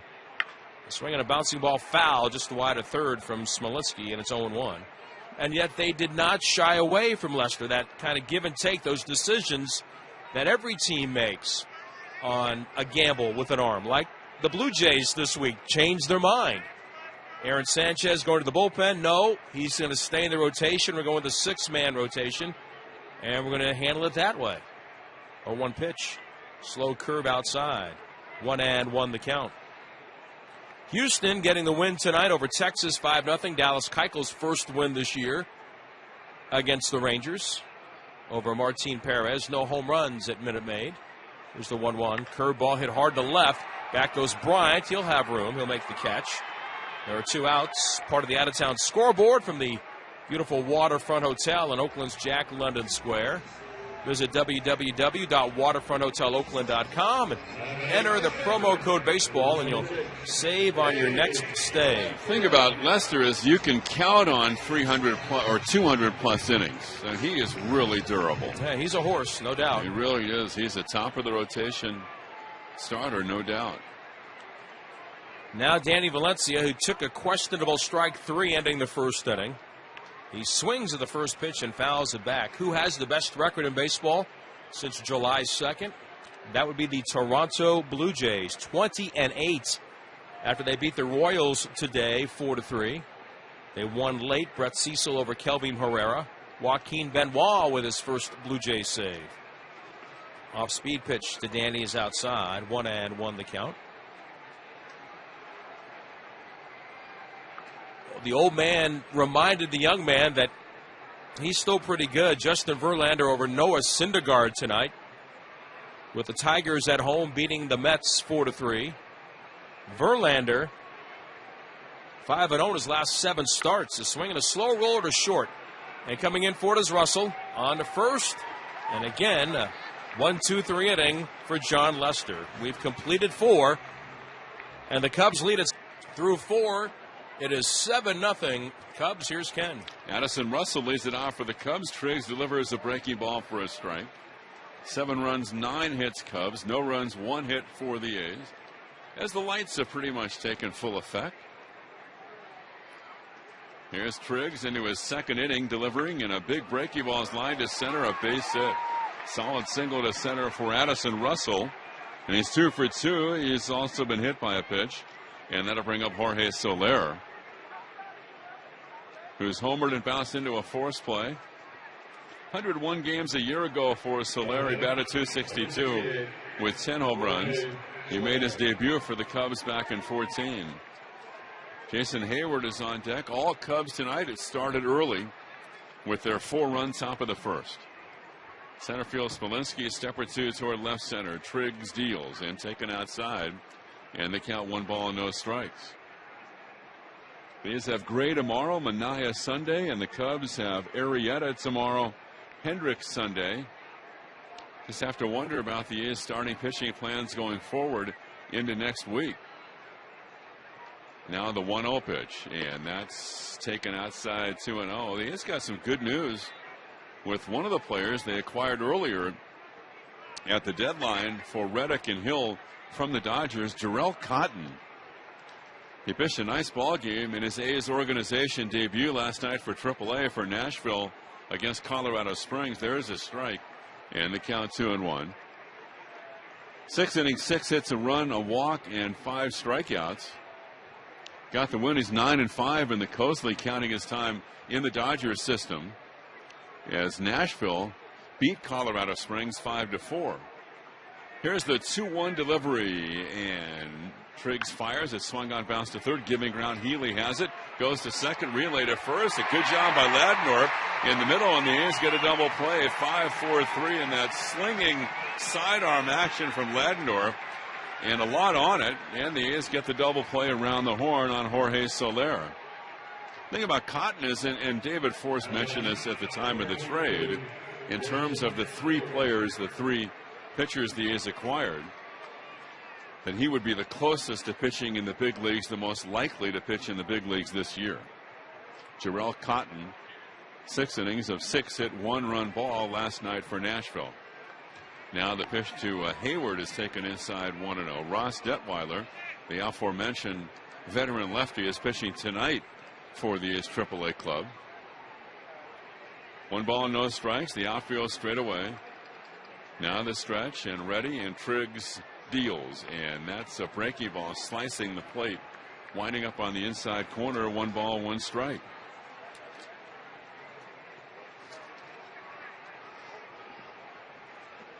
So the count 1-1. 7-0 Cubs, 2 out, nobody on, top of the 5th. Triggs kicks. Here's the pitch, and that's taken a strike on the inside corner. Frankie Montas, Grant Holmes, and Jarrell Cotton, the 3 players the A's got from the Dodgers. Things have not gone as well for Grant Holmes tonight down in San Jose as they did for Cotton yesterday. So the 1-2 pitch is on the way, and here it is by Triggs, and that's taken low and inside, 2-2. 6 runs allowed tonight against San Jose.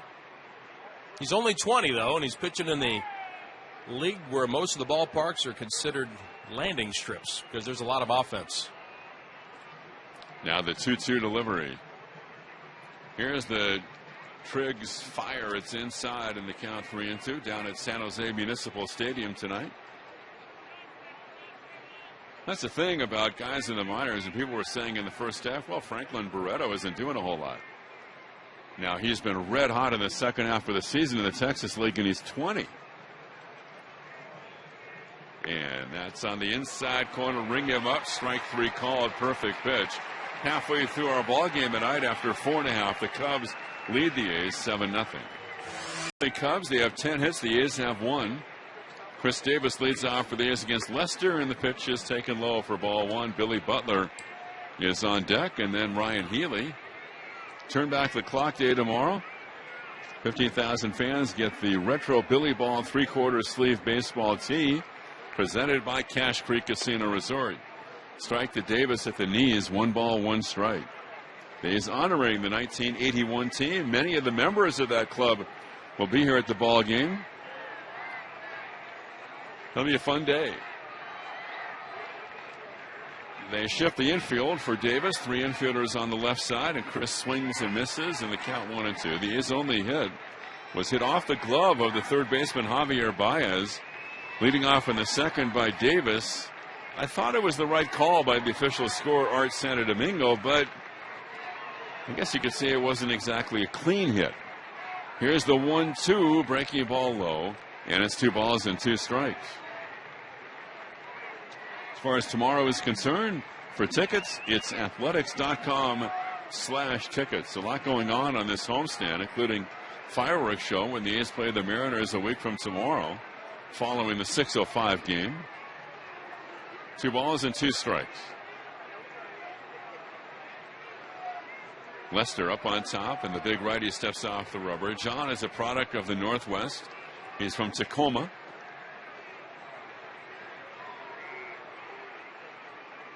Now ready, and Davis deep in the box in even stance. And with the Cubs leading 7-0 in the bottom of the 5th. And the 2-2 pitch to Davis is swung on and foul tip. That got a piece of the foot of David Ross. So the catcher trying to walk it off, and that stings. The fireworks night is set to the Star Wars theme a week from tomorrow, 6:05 ball game, and it's all presented by Chevron. A special ticket package includes a Stormtrooper beanie. Tickets available at athletics.com/Star Wars. 2 balls and 2 strikes. Center field slightly toward right center, and that's Dexter Fowler, and the pitch is swung on and missed, waved it away. Meanwhile, we mentioned the Astros beat the Rangers 5-1. An RBI from the Astros first baseman tonight.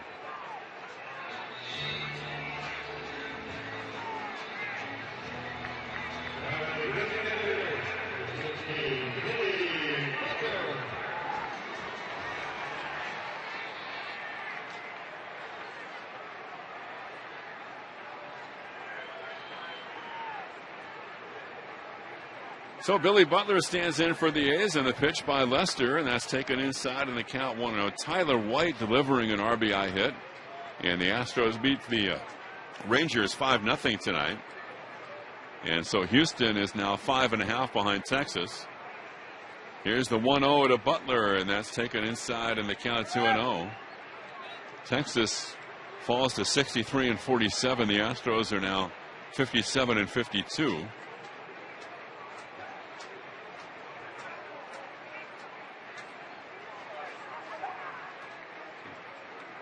John Lester turns on the rubber and throws the 2-0 pitch, and that's a strike at the knees. That Angels-Mariners game.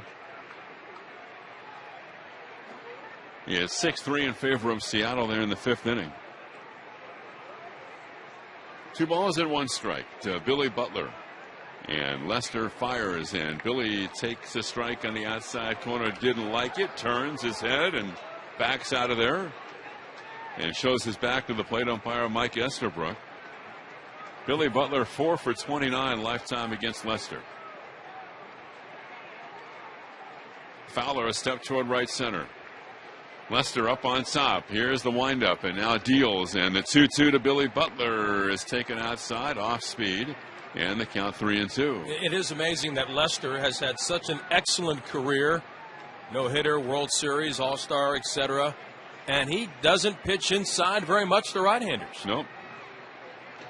So the 3-2 with one out. Butler, a right-handed hitter, now calls time. The Cubs today got 4 in the first. They got 3 in the third. They knocked Overton out of the game. Dillon worked the first 3 innings. 9 hits, 7 runs, and Butler swings, fouls it straight back, and the count holds at 3-2. Andrew Triggs, 2 innings of solid relief once again. And Daniel Coulombe is up throwing in the bullpen for the A's, so Coulombe will pitch the top of the 6th. A Mariner win if they beat the Angels, and Seattle would trail by 7.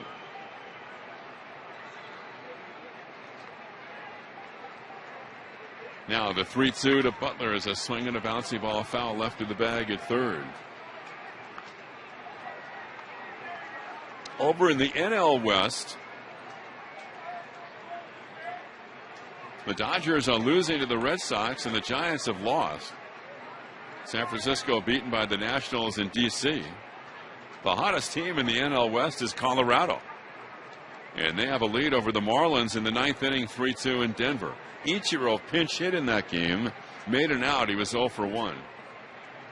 Here's the 3-2 pitch to Butler, swung on a miss, and Billy is down on strikes and a fastball away.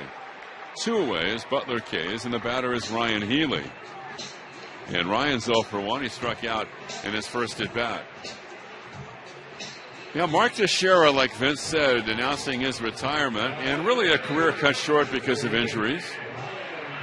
Had a pretty good year last year, and the Yankees really in full youthful mode now with the deals they made at the deadline, and now the Teixeira announcement, and all the rumors swirling around the future of Alex Rodriguez.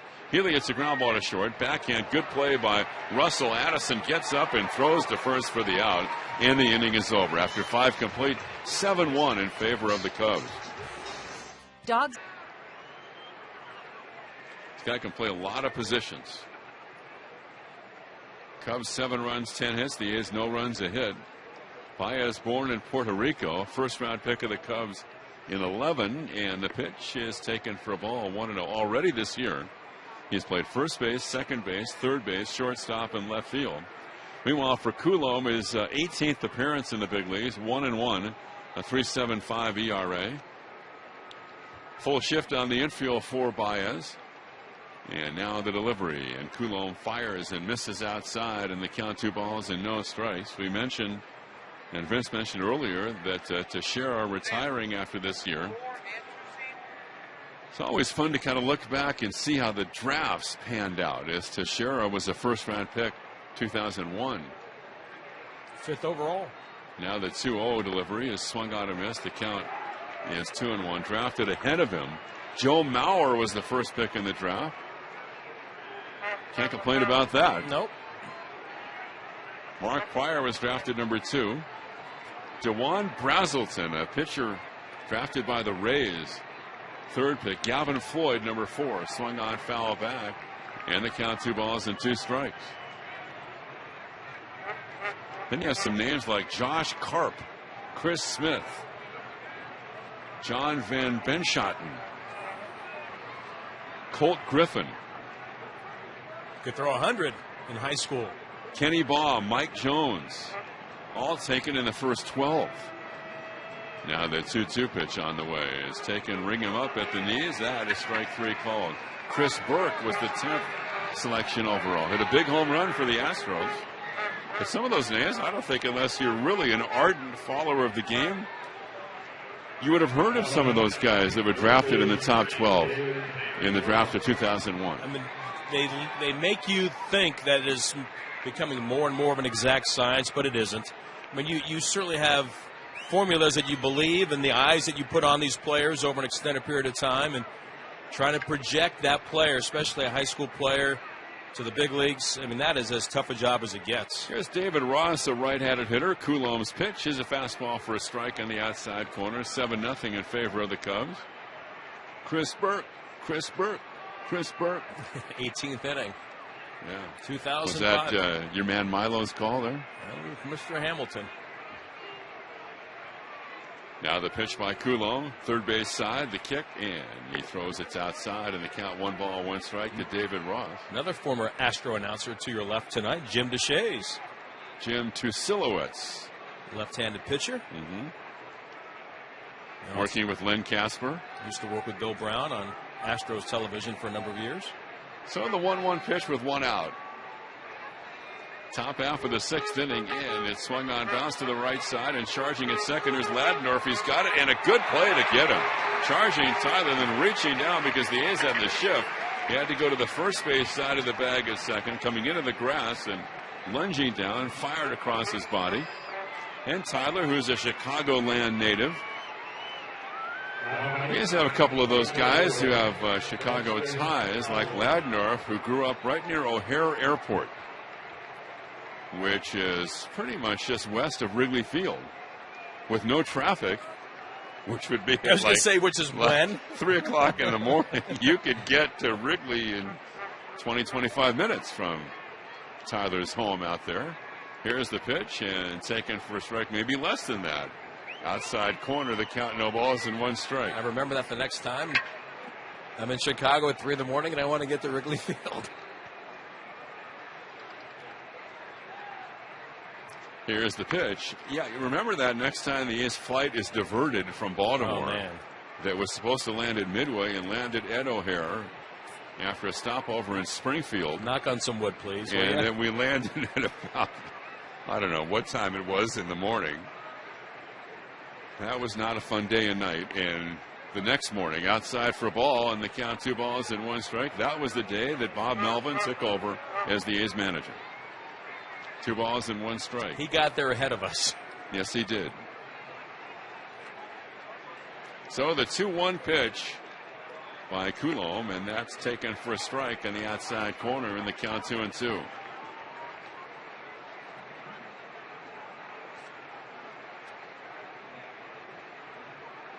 That would be the Kennedy Expressway from O'Hare down into downtown Chicago. Now the pitch, and swung on, bounced over the mound towards second, charging Ladendorf. He's got it. Throw to first in time, and the inning is over.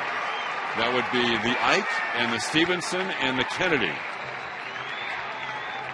Going from his at bat, and the pitch is swung on, hit to left field, and hit way back. And Eibner has joined the A's, and he's done it in a big way with a home run. And that gets the A's on the board. The first pitch he sees in the bottom of the 6th inning, and 7-1 Chicago.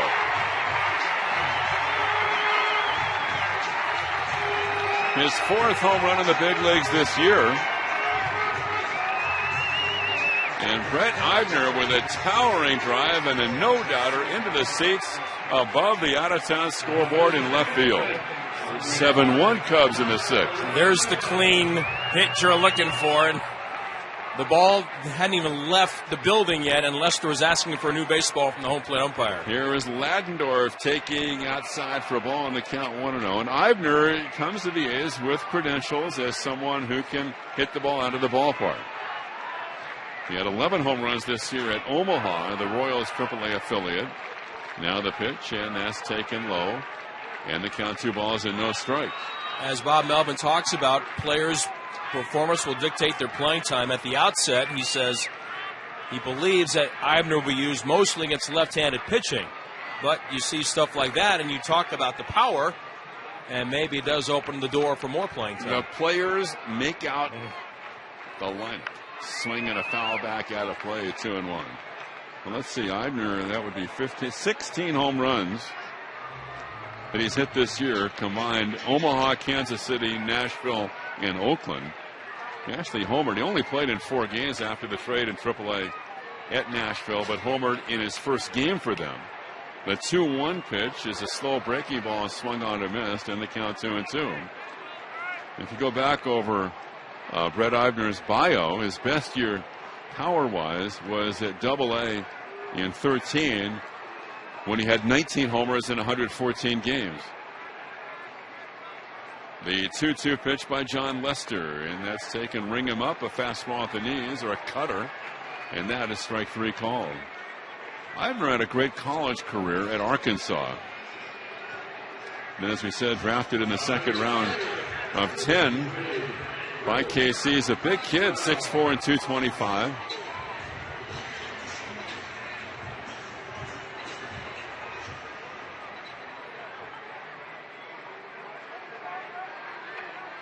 And Vince is looking for a connection at Pebble Beach.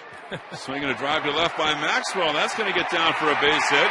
Extra base hit. That goes to the wall, and Bruce Maxwell has his second major league hit as he doubles up the alley in left center field. First hit the other day, and then unfortunately he was thrown out trying to stretch it into a double. And the A's have 2 hits and extra base hits in this inning off Lester, trailing 7-1. I'm just reading the Brett Eibner bio. And his older brother, Drew, played golf at the University of Arkansas. His younger brother, Ryan, was a golfer at East Carolina. So he's got some golf in his family. 7-1, and the batter is Simeon, top of the order. And the A's trying to get back in this with one big swing from their shortstop, and Lester deals, and that swung on up the middle. It goes a base hit center field. Around third to score is Maxwell, and the A's getting to Lester in this bottom of the 6th. It's now a 7-2 ball game. Marcus Simeon hits one right up the spine of the diamond. His 53rd run battered in. Maxwell scored from second. A's down by 5. And still just 1 away. Well, third time through the lineup, and a definite pattern here. You know that Lester's a strike thrower. You know that he's been pitching away the entire night, and finally some adjustments have been made. Eibner with a high cutter away. He jumped on it. Maxwell got a pitch out of the plate. He went with it, and the same with Simeon, all swinging at and successfully connecting on first deliveries from Lester.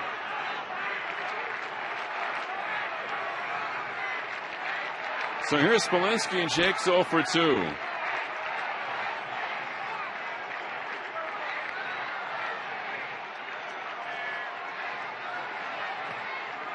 One out, 2 runs in, 7-2 Chicago. Jake is lined out and flied to left. Simeon leads off the bag at first. Rizzo holding over there. Lester throws, and Jake takes slow and outside for ball 1. And talking about people with ties in the Midwest and around the Chicagoland area. Well, not quite that close to Chicago, but growing up in Rockford, Illinois. Jake Spilensky. Now the 1-0 pitch, and Jake swings and fouls it back. Before the game, he said that his dad was really a Cubs fan while Jake was a kid, and that Jake, from the time he might have been around 6 years of age, would go to games at Wrigley. Not so much when he became a teenager, but back then when he was just a boy, he spent quite a few days at Wrigley Field. So now here's Lester out of the stretch. And now the 1-1 pitch to Jake is inside, 2 balls and 1 strike. And like so many people, his most indelible memory of growing up in the Midwest and following the Cubs was the home run race and the chase and Sammy Sosa and McGuire. 2 balls and 1 strike. And John Lester steps off the rubber, and again they're daring him to throw to first. Now the A's tried to exploit that in the fact that Lester doesn't throw to first earlier in the game, but Chris Davis was caught stealing. And that was after the A's had their first hit today with Davis leading off in the second. Now the Cubs get action going in their bullpen. If this game is close late, if the A's mount that kind of a comeback, we'll be seeing the flame-throwing Mr. Aroldis Chapman. Well, David Ross was signed specifically for the moment that just occurred. He knows Lester as well as anybody. Walked slowly to the mound, spent about 3 seconds with him, said one thing, and turned around. Now the 2-1 pitch to Spilensky on the way, and that's taken a strike. Close pitch. Jake didn't like it. The A's have not exactly seen eye to eye with Mr. Mike Estabrook tonight. And if you're John Lester and you've been around, number one, you've got the reputation. Number two, you know how to exploit it and take another inch or two. Keep on going as far as the plate umpire will let you. Now the pitch, and that swung on line to right center. That's a base hit. Simeon's at second, turning second, going to test Hayward, and the throw is cut off, and the A's have runners at first and third. Jake Spilensky goes to right center with a line shot. And the Cubs have action going, a right-hander up and throwing in a hurry in their bullpen. And Valencia's coming up, and now the A's, they have a legitimate shot to get back in this game. I'm going to guess the sign you're giving me is Pedro Strop. That's correct. That's the sign that I got from my partner. Chris Basio, the pitching coach of the Cubs, is going out. The Cubs really reworked their bullpen at the deadline. They got the left-hander Mike Montgomery from the Mariners. They got Mr. Chapman, and they just acquired Joe Smith, the sidewinder from the Angels. And as Vince said, they let Joe Nathan go today, and that was a good story. Nathan, as Joe Madden said before the game, was a great presence in the clubhouse, but they didn't have a spot for Nathan. And to get Jorge Soler back off the DL today, they let the veteran right-hander Joe Nathan, who was coming back from his second Tommy John surgery, let him go. Here's Valencia. Infield double play depth, and Lester fires and misses inside 1-0. The A's have Spilensky, he's at first. Simeon's at third. Cubs lead 7-2, 1 out, 2 runs in, bottom of the 6th. Outfield straight up. Infield to pull, not the full shift. And Lester's 1-0 pitch is on the way, and that's taken low, and it's 2-0. We first saw Pedro Strop when he was pitching for the Rangers. Went on to Baltimore.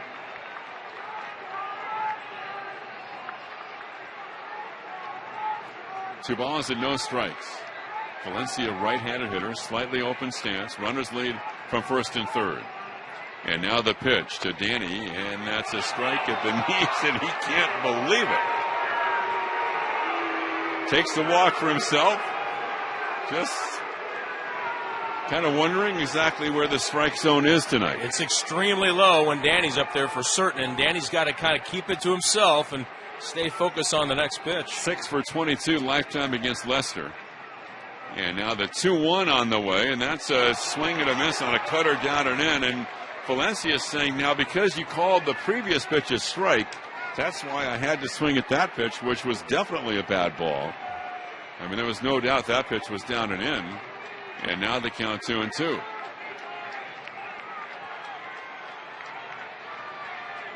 Lester out of the stretch. Ross sets up outside. The pitch to Valencia on the outside corner, ring him up, and he's getting kicked out of the game, and he has. Danny Valencia just got the boot. You could see that coming. So he's gone. Here comes Bob Melvin, and he's hot. I don't think it was necessarily that pitch, but the first strike. And I think Bob might hang around for this one. He might want to. I think he wants to really stick up for his player. It's been an ongoing thing all night. Yeah, I think Bo Mel might be watching the rest of this game from the clubhouse, too. He hasn't gotten kicked out yet.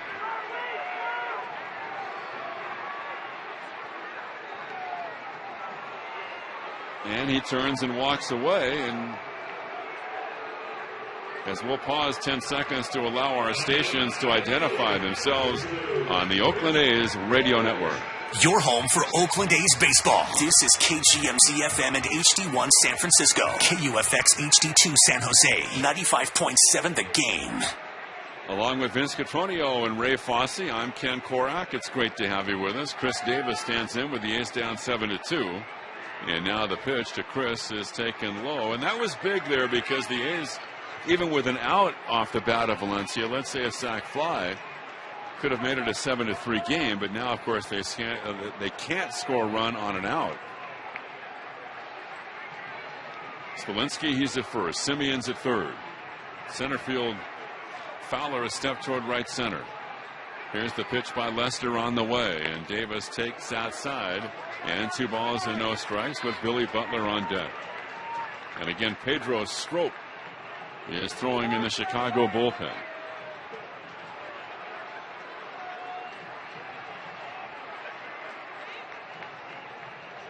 Two and 0.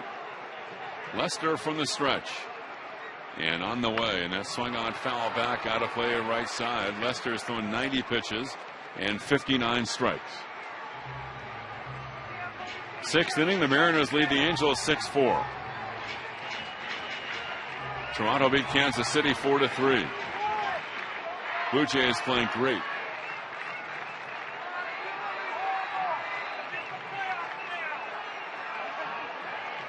Here's the 2-1 delivery and a big cut and a miss. A huge cut by Davis on a fastball inside. And now 2-2. So Lester trying to bear down here, keep the damage down. Meanwhile, the A's trying to get back in it, as they have runners at first and third with 2 out in the bottom of the 6th and 2 runs in. And Lester throws, and Chris hits a ground ball speared by Lester, runs halfway to first, underhand flip in time, and the inning is over. After 6 complete, the Cubs lead the A's 7-2. Once upon a time, in a not-so-distant... 7-2 to the Cubs. Yonder Alonso takes over at first base for the A's. We go to the 7th, and here's Vince. The A's bullpen, in relief of Dylan Overton, has done an excellent job of keeping the A's at least with a chance, and they get the 2 back on Lester in the bottom of the 6th inning. Triggs and Coulombe combined to face the minimum through 3 innings. Danny had a 1-2-3-6 as he faces Chris Bryant and deals a curve inside and low, ball 1. Bryant a single around a couple of the strikeouts tonight. Chris Carter continues to lead everybody in Ks with Milwaukee. We saw that with the A's years ago. But Bryant with 112 now. Here's the 1-0. A strike to the outside corner. Came back with an off-speed pitch. Good changeup. Sonny Gray tomorrow at 1:05 against Jake Arrieta. Arrieta 12-5 for the Cubs. We'll join you at 12:30. Here's the 1-1. Missing high, ball 2. Chris Townsend, the Dugout Show on our flagship station at noon on 95.7 The Game. And Ray has the warm-up at 12:45. Bryant out of the University of San Diego. First-round pick of the Cubs. And the pitch, swing and a miss. Good slider away. 2 balls and 2 strikes. 25,182 on a Friday night with the A's and Cubs in town. And the Cubs in front 7-2. They have had a more than fair share of their partisan fans around. And Bryant swings late, fouls one off to the right.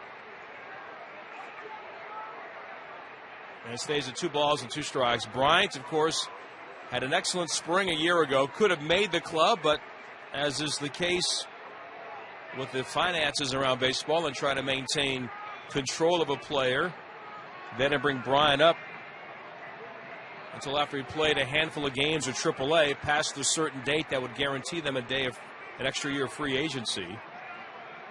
And then he became the 6th member of the Cubs to win the Rookie of the Year. 26 homers, 99 RBIs.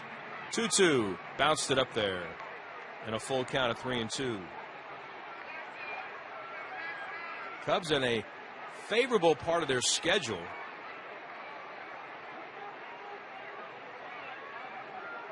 They just went to the Mets. Were home for Cincinnati. Went to the Pirates into the All-Star break. Came out of the break at home against Texas and the Mets. Set the pitch.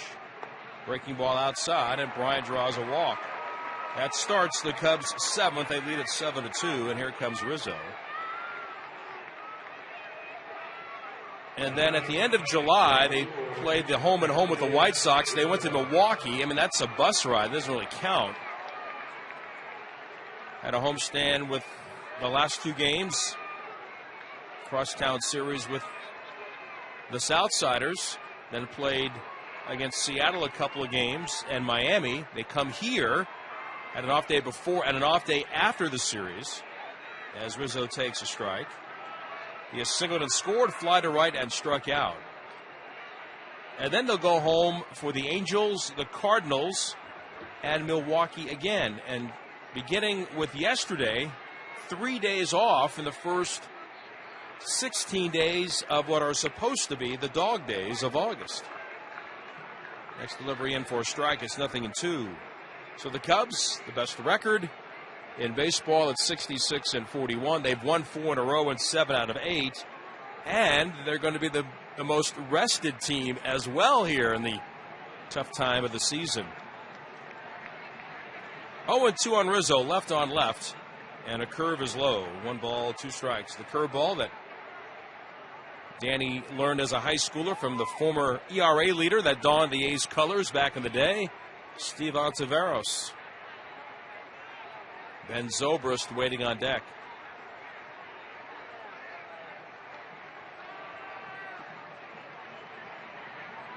Rizzo with an open stance on the left side. No shift on him. Although Healy well off the bag at third. And the pitch fought off on a swing by Rizzo off to the left. 1 ball, 2 strikes. Turn back the clock. Day 105 tomorrow. And the 3/4 sleeve Billy Ball jersey giveaway. 15,000 fans courtesy of Cache Creek Casino Resort.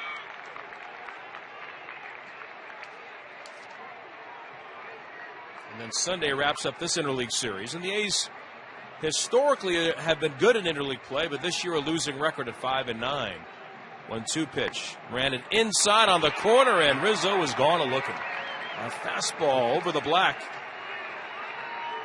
And that is the second K for Coulombe. 8th overall for Oakland pitching. And now here comes Ben Zobrist. Now batting, for 18, Ben Zobrist. Zobrist has fly to left, doubled and scored, and grounded to second.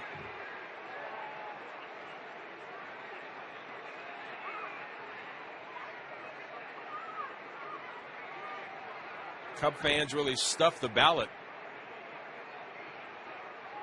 for the All-Star game this year.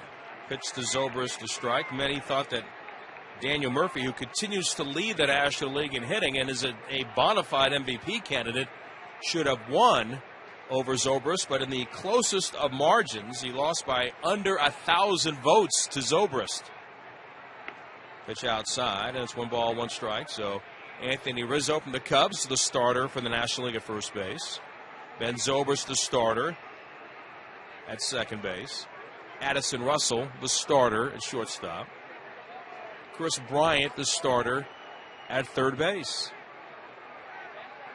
Here's the 1-1, and a swing and a miss by Zobrist. And it's now 1-2. A's are down 7-2 in the 7th. And then Dexter Fowler was voted in as the starter, but he was on the disabled list, so Marcell Ozuna of the Marlins took his spot in center field. Buster Posey of the Giants, Yoenis Cespedes of the Mets, Bryce Harper of the Nationals, the other non-Cubs who started for the National League in San Diego. Big deal for Bryant because he went to school there. Next pitch is high. 2 balls and 2 strikes. Cubs came into this game 24-12 against left-handed starters, and they really knocked around Overton today. Knocked out after 3 innings, 7 runs on 9 hits, including home runs by Fowler and Soler. 2-2, swung on, fouled at the plate. A lot of hard contact, too, against Dillon. So for Overton, in 21 1/3 innings, he's allowed 11 home runs. And the A's are going to have to go back to the drawing board and figure out what's the best plan moving forward for a guy like Overton. Do you just grit your teeth and have him go through a situation like this? It just carries well beyond that particular night when it takes a big chunk out of your bullpen. 2-2. Breaking ball down, squirted away momentarily from Maxwell, but it's still close by. And a full count of 3-2. In the last 5 games, not including tonight, Overton won 3 1/3 at Cleveland. Gray 3 1/3 at Cleveland. Minaya 5 2/3 against the Angels. Graveman into the 5th against the Angels, and Hahn 4 innings against the Angels yesterday. And then you add a 6th level of that Overton going just 3 tonight, and it puts an extreme strain on the rest of the arms. Runner goes, 3-2 pitch, bounce to third, backhanded nicely by Healy, finds where he wants to release the ball, throws the first. Nice tag by Alonso as he's pulled off the bag, getting Zobrist going by. Bryant stays at second.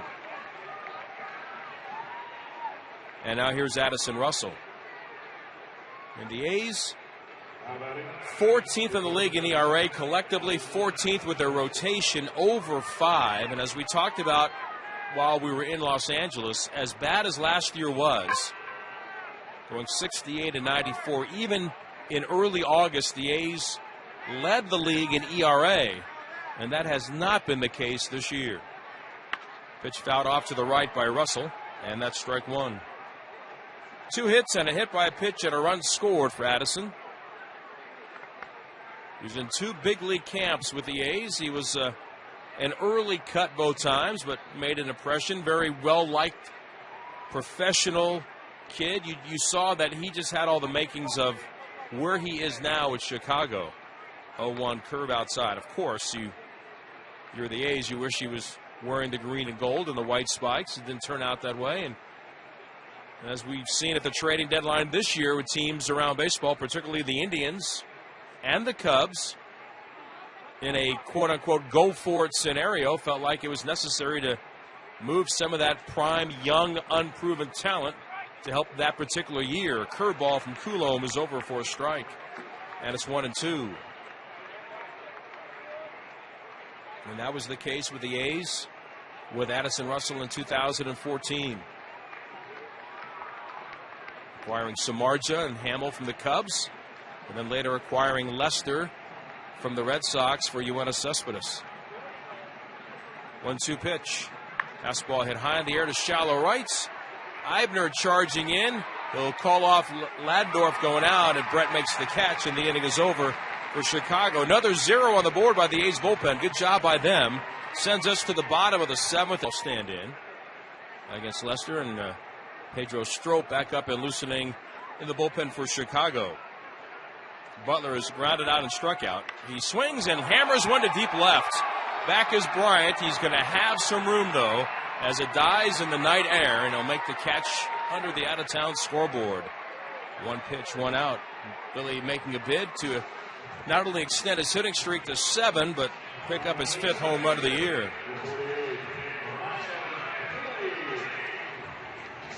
Now Healy, he has struck out and grounded out.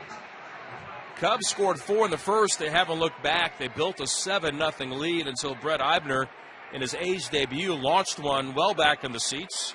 Leading off the 6th inning, the A's added another run in the frame as well. Fastball to Healy, outside corner at the knees, a strike. So Sonny Gray tomorrow, 2 starts ago, seemed to turn the corner. Beat the Rangers in Texas 6-3. That a step back his last time out in Cleveland over the weekend. Pitch outside, a ball on Healy. 1 ball, 1 strike. 3 1/3. 8 hits, 7 runs, including a Mike Napoli home run. And got blanked in that game by Corey Kluber, 8-0. 1-1 pitch hit hard to left. A line drive to the right of Russell and down for a base hit. So Healy gets aboard with a base hit. Ryan, a home run yesterday, his 3rd. That was in Southern California. Now Brett Eibner. Eibner, first ball swinging, got a high cutter, and he crushed it to left. His 4th big league home run this year, his 1st with the A's. He showed up at the ballpark today with Andrew Triggs, both on the same flight from Colorado Springs, and you could tell he's still a player in transition because he walked into the stadium with a bunch of royal blue gear. First pitch low, a ball, and bringing in his blue luggage and his blue equipment bag, and certainly probably took Steve Usinich about a minute and a half to change that to green and gold. Ball 1 to Eibner. Has to feel good about making an immediate contribution, getting his first chance today. 1-0 pitch. Swung on and fouled at the plate. 1-1 the count. Seattle riding the 6-run first inning, still in front of the Angels 6-4 on to the 7th. Mike Trout and Jet Bandy with home runs for the Halos, and Mike Zunino for the M's. Yankees pounded Cleveland 13-7. Minnesota beat Tampa Bay 6-2. Pitch inside, and it's ball 2. 2 balls and a strike. The Twins have scored the most runs in baseball of any team since July 1st. Urban Santana got the win over Erasmo Ramirez. Sano and Rosario with long balls for the Twins. Here's the 2-1. Outside, snap throw back to first, and in with the right hand, Ryan Healy. There's been 4 pickoffs this year by Ross, and tried for his 5th right there. It's 2 balls and 2 strikes. It's interesting, too. You were talking about Eibner joining the ball club and coming into the clubhouse, and the media doing their job, and the kind of a tale of 2 players in different situations. First, the group of media talking to Eibner and the excitement joining the A's today. 2-2 pitch from the lefty. It's spoiled. A good swing late by Eibner off to the right. But then completely on the other side of the clubhouse, and after talking to Eibner, going over and then talking to Jesse Hahn about the disappointment for Jesse of going on the DL today with a shoulder problem. Some highs and some lows. No doubt. And that's the only way that Eibner could have joined the club, and that was to replace somebody going on the DL. 2-2 pitch. Slow curve, fouled off to the right. He was close to the 10 days. I think it was optioned on the 29th of July by Kansas City. Never went to Omaha, and then he was acquired by the Athletics and reported to Nashville. So he was almost at that full 10 days, but it did make it an easier transaction, if there is such a thing, in what has been a non-stop season of transactions for the A's front office. 7-2, the Cubs lead it in the 7th. 1 out, and Healy at first base. And the lefty's pitch. Hit sharply up the middle on 1 bounce, flagged down by Zobrist. A high throw to Russell. He gets 1 there, and awkward coming down on the bag. Almost went into a split and held onto the baseball. Didn't throw as Healy had the hard slide. There was no contact, though, but no chance to turn 2. So Eibner aboard on the fielder's choice, and here comes Ladendorf.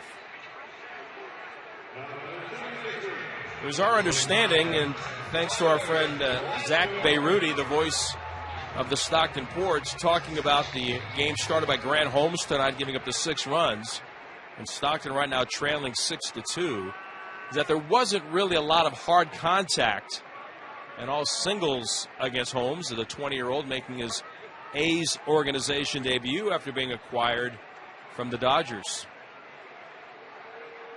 Nashville winning at Colorado Springs 12-7. We've done a game or 2 like that over the years. Yeah. Curveball down and in on Ladendorf, ball 1. Well, Danny Feinstein was on his way out of the ballpark here to head down to San Jose earlier this afternoon when we saw him, and he was going to watch Holmes make that appearance for Stockton against San Jose. Danny, the A's assistant GM, pro scouting and player personnel. 1-0 pitch, down and away. 2 balls and no strikes. Nashville 12 runs on 11 hits. They did not hit a home run as Ross Detweiler got the win. Talked about the veteran who's been with the Nationals and has also been with the Rangers in his career. 6 innings, 5 runs allowed. He's 4-0 down there. Bouncing ball to first, a foul ball right by Mike Aldretti. And now 2 balls and a strike. Here it's 7-2 Chicago in the 7th. Corpus Christi edged Midland in 11, 3-2. They both exchanged runs in the 10th, and then Corpus Christi won it in the 11th. Beloit on the short end of Kane County, 3-0. 2-1 pitch popped up on the right side of the infield, and Zobrist will call for it. Stays on the dirt, squeeze it. The A's come away empty. No runs, a hit, a man left. Onto the top of the 8th, where the Cubs lead at 7-2. Baseball is the Cubs against Daniel Coulombe, and the pitch is swung on and fouled back out of play. And Coulombe into his 3rd inning out of the A's pen. It's the most he has thrown as an Athletic out of the pen this year. Soler delivered a 3-run home run in the 1st inning off Dylan Overton. The A's get Liam Hendricks up throwing in their bullpen. And the pitch by Coulombe is swung on and popped up foul right side out of play. As Overton went 3 to 9 hits and 7 runs, and shutout ball thrown by the A's relievers since then, beginning with Andrew Triggs, who worked the 4th and 5th innings tonight. 7 runs, 10 hits for the Cubs, 2 runs, 6 hits for the A's. Will be A-teaming after the ball game tonight. Vince right now preparing all the topics and the questions. Strike on the outside corner, ring him up, and Soler can't believe it. So what would you like to talk about? I don't know. I have to think. I have to ponder that for a second. Frankly, this game hasn't left us, a whole lot. More questions than answers. That would jump right out, right? Brett Eibner joining the club. That's always certainly a thrill. And like you said, you want to establish yourself early. And he did that with a home run off John Lester in his second A's at bat. Here's the pitch to Jason Hayward, swung on a miss, and the count, no balls and 1 strike. Well, we'll just kick it around and see where it goes. Usually sideways, but we'll make the best of it.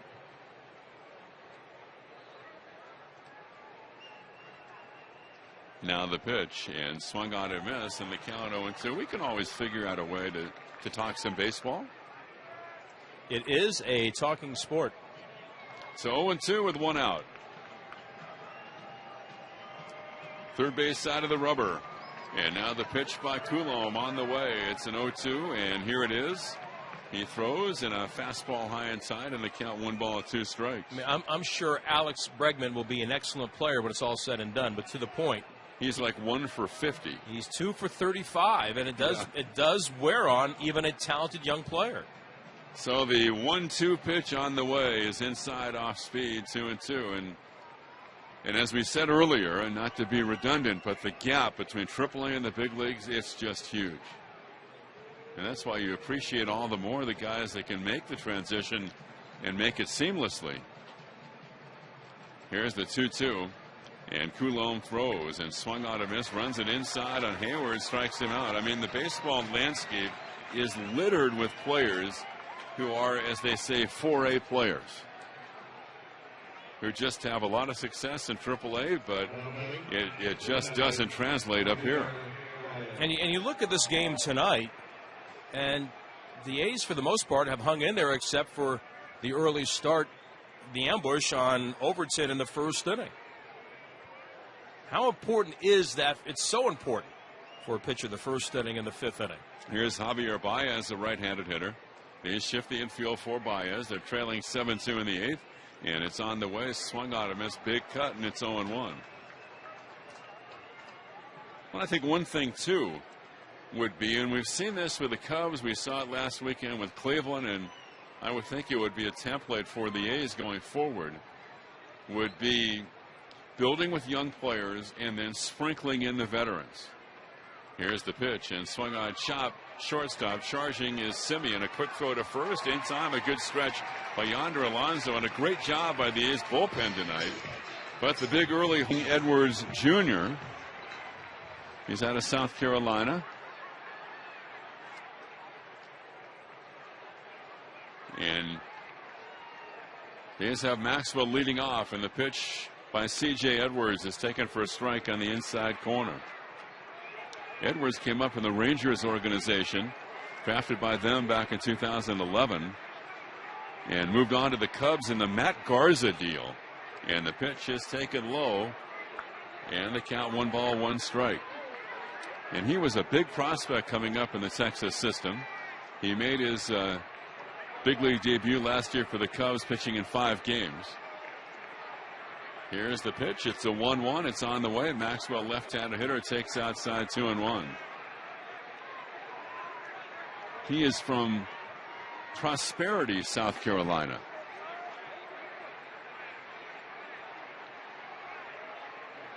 Now the 2-1 delivery on the way, and that's taken a strike on the outside corner by Maxwell, 2-2. Prosperity, South Carolina. Good place to be. Yeah. Good fastball, mid-90s, and now the pitch. It's a 2-2 to Maxwell. It's on the way, and that's taken low and outside, 3-2. And Joe Madden said before the game that Edwards, one of those guys, he can get lefties and righties out, so they don't feel they have to go situationally with Edwards. Now ready, first base side of the rubber, the turn, and the 3-2 on the way, and Maxwell swings and misses a fastball away at 95. So Bruce Kays, he has one hit tonight. That was his double, and he scored a run in the 6th inning. And with the Cubs leading 7-2, Simeon is coming up. His runs came in the bottom of the 6th, and they had a shot for more as they had runners at first and third and one out. And that's when Valencia was called out on strikes and then kicked out of the game. Now the pitch to Marcus is swung on and missed. Fastball 95. As we said earlier, these clubs, a history in the World Series back in 1910, which the A's won, and also 29, which the A's won in 5 games. Simeon swings and misses. Fastball 95. This guy, great velocity, good stuff. Game 4 of the 1929 World Series featured one of the most famous innings in the history of the postseason. Here's the 0-2 with one out, and Marcus takes outside 1-2. The A's were trailing big to the Cubs in the bottom of the 7th at Shibe Park in Philadelphia when the A's put 10 runs on the board. In fact, they were trailing 8-0. Now the 1-2 pitch, and Marcus takes just outside 2-2. Won the game 10-8. You know what's amazing about that, too, among other things?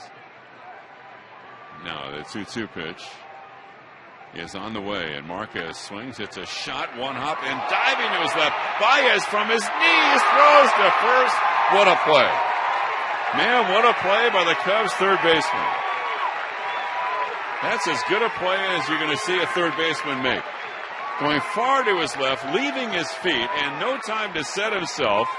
Diving full out to his left, and from his knees, literally, had to sidearm that ball across the diamond over to first, and 5-3, and that's out number 2 on a dazzling play at third by Javier Baez. And for me, that's why until Eibner hit the home run of the 6th inning, I would have been holding my breath on the one ball that he mishandled in the 1st inning by Chris Davis, or 2nd inning. Here's the pitch to Smolinski and a breaking ball for a strike, 0-1. Bottom of the 8th inning, 7-2 Cubs. He can make those plays. Yeah. And that's why he was out there, and he was right on top of the line in the 2nd inning. Here's the windup by Edwards, and the 0-1 delivery on the way, and he bounces it, a breaking ball, and Smolinski went around. I was going to say, here's a 10-8 game, Game 4 of the World Series, 1929, when the A's scored 10 runs in the bottom of the 7th. Time of the game, 2 hours, 12 minutes.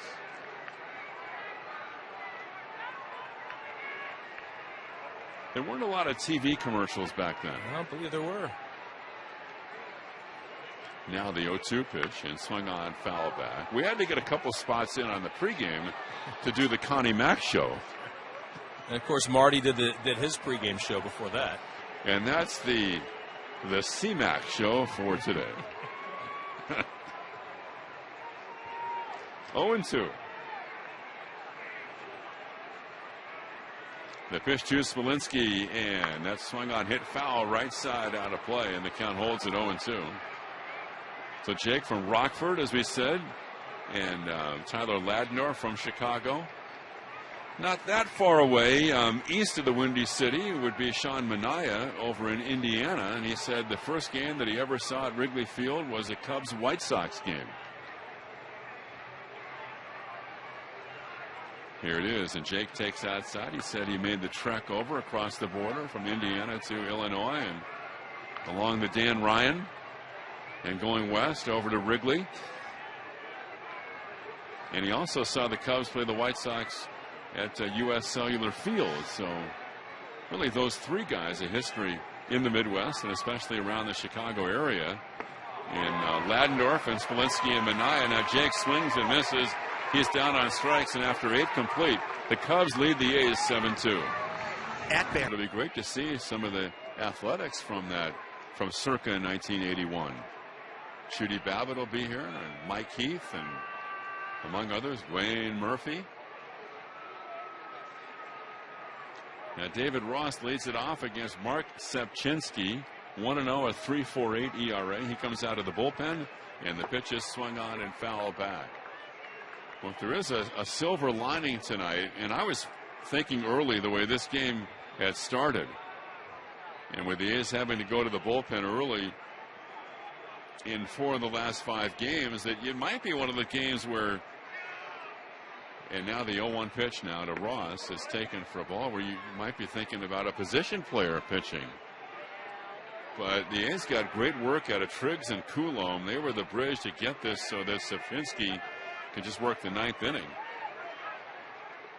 Outfield straight away. The A's shift the infield, and now the pitch, and that's swung on and tapped foul. Triggs went 2 innings, a hit, no runs, 3 strikeouts. Coulomb 3 innings, no hits, no runs, a walk, and 4 Ks to get this to the 9th, with the Cubs leading the A's 7-2. Yeah, 5 innings, 2 base runners from those 2 guys against an offense that we documented is very good in the National League. Did a good job of shutting them down. The A's pitchers have K10 tonight. David Ross takes low, and the count 2-2. But the big hole, because the Cubs with a 4-run top of the first, leadoff home run by Dexter Fowler. Later, the 3-run shot by Soler. And then the Cubs, the 3-run third. That was the last inning that Dylan Overton threw. Sepchinski from the third base side.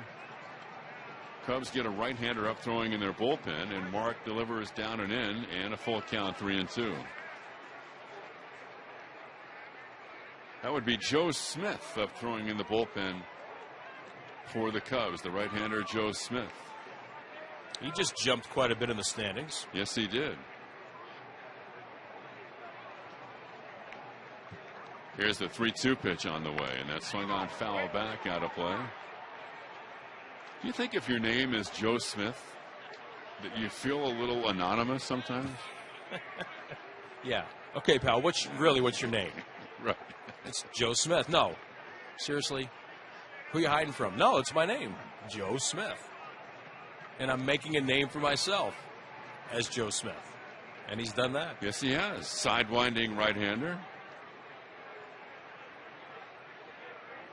Interesting night over in the NL West, because the top 3 teams all lost as the Marlins rallied late. Swing and a miss, and David Ross is down on strikes. A 4-run top of the 9th inning in Denver, and Miami beat Colorado 5-3. Well, I'm assuming the Dodgers are going to lose. Yeah, down 9-0, and Josh Reddick still looking for his first Dodger hit. They're playing the Boston Red Sox, and that game is in the 9th inning. And now the pitch to Dexter Fowler is taken for a ball, 1-0. We just got A-teamed. Oh, we did? Okay. 1 ball and no strike. It's a big deal for those guys over on TV. They're high-fiving over there and all that. Now, exactly. Come on, it's not that big a deal. High-five each other. Come on, give me a high five. Yeah. So the count 2-0. The outfield straight up. And with 1 out, here's the windup and the pitch. It's on the way by Sepchinski. And that's a strike on the outside corner, and the count 2-1. Yeah, it's a big deal. It's a highly regarded and rated show, I think. The pitch is taken low and outside, and the count is 3 balls and 1 strike. So 3-1. It's the merger of radio and television. As we heard today in the Bob Melvin presser, cross-pollination. Now the pitch. Whatever that means.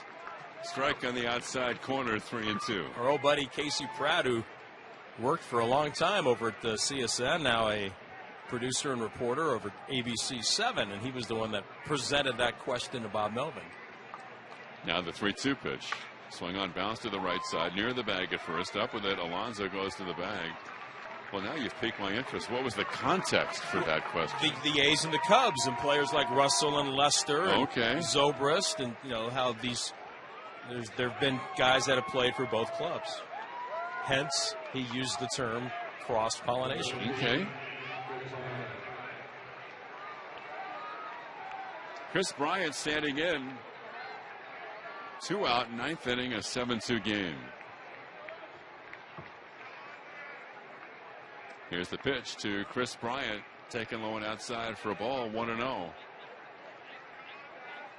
Whatever they were doing in Vegas when Chris Bryant and Joey Gallo and Bryce Harper were kids. Now the 1-0 pitch on the way and taken low, and the count 2 balls and no strikes. There were no singles hitters mixed into that group. All contemporaries. And really remarkable power when you think of those 3 guys. Here's the pitch and taken for a strike on the outside corner. Chris went to Bonanza High. And then, as Vince said, the University of San Diego.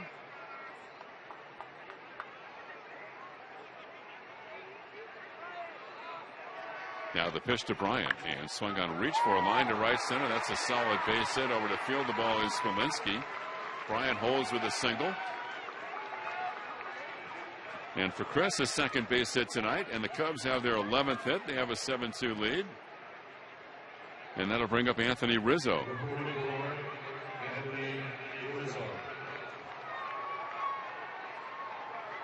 The Sonny Gray Sunshade is coming up later on the homestand. That's the promotion, the final game of the stand when the A's play the Mariners on the 14th at 1:05. 10,000 fans get the Sonny Gray car sunshade driven by Chevrolet. Tickets at athletics.com/tickets today. Anthony Rizzo takes the ball 1-0. 7 runs, 11 hits for the Cubs. 2 runs on 6 hits for the A's. 10,000 fans receive this stylish promotion at that game the A's against the Mariners. Sapchinski at the belt and throws, and that's taken a strike on the inside corner. After that game, the A's will fly to Texas. And on the A's next road trip, they will visit Texas in a while. They'll visit Texas and Chicago with a day off in the Windy City. That sounds like a call needs to be placed to Ed Farmer to me. Yeah, that's that'll be the second trip to Arlington for the A's, low and outside for a ball, and that will be the 4th of 6 trips to Texas for the ball club this year. As after that, they'll still have one more series against the Rangers down there and one more against the Astros. When was the last time you played golf with Ed Farmer? The radio voice of the Cubs? The White Sox? White Sox. Shouldn't say that. He's South Sider. Yeah, radio voice of the Sox. I haven't played golf with Ed Farmer since I worked for the White Sox.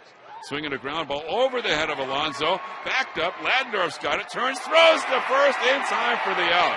What a play. There's a highlight for the A's on a tough night. That was a chopper that went literally over the head of the first baseman Alonso. And Ladendorf, who has great mobility, ranging far to his left and well into right field. 7 runs, 11 hits for the Cubs. 2 runs, 6 hits for the A's. 25,182 tonight. 25,182. And Joe Smith 1-4, a 3.99 ERA, 40th appearance overall. And he gets Yonder, a left-handed hitter. He came in after Valencia was kicked out and a pitch swung on and fouled back. So Lester in line for his 12th win, and Overton would fall to 1-3. Cubs the full shift on the infield. Hope you can join us tomorrow as the A's play the Cubs at 1:05. Low and outside corner strike, and Alonso can't believe it. Hands on his hips and just in disbelief. Been that kind of a night. Great comments from Yonder after the game yesterday. After that bad throw home he was so upset about, and used stronger words with us on the postgame. Now he was just hoping for another chance. And the pitch is a ground ball to the right side. Charge at second. Zobrist has it. Throw to first in time for the out. That's when the Angels tied the game. And throw to the plate was too late to Maxwell, and the A's did consider asking the umpires to review it. It would have had to have been an umpire crew chief review because the A's had used their challenge and lost it earlier in the game. And the A's did check back to the video room, but the word was that was relayed back to Mark Conce, the A's bench coach, was, I think that there was a pretty good chance they got it right, the call at the plate. And so the A's didn't pursue asking the umpires to review it. And even if you ask them, they don't have to follow through on that. They can say no. But in most cases, especially in a situation like that, I think, game on the line, they would have done it. You would hope so. Here's the pitch, and Davis swings and pops it up first base side, foul territory. Rizzo is there, takes advantage of the foul territory, and makes the catch as Davis pops out. 2-away in the ninth. Cubs lead 7-2. Billy Butler coming up.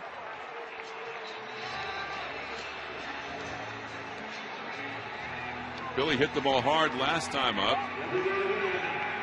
He's really, the last month or so, been looking more like Billy Butler, like the Butler we saw in Kansas City. Average right now at 280.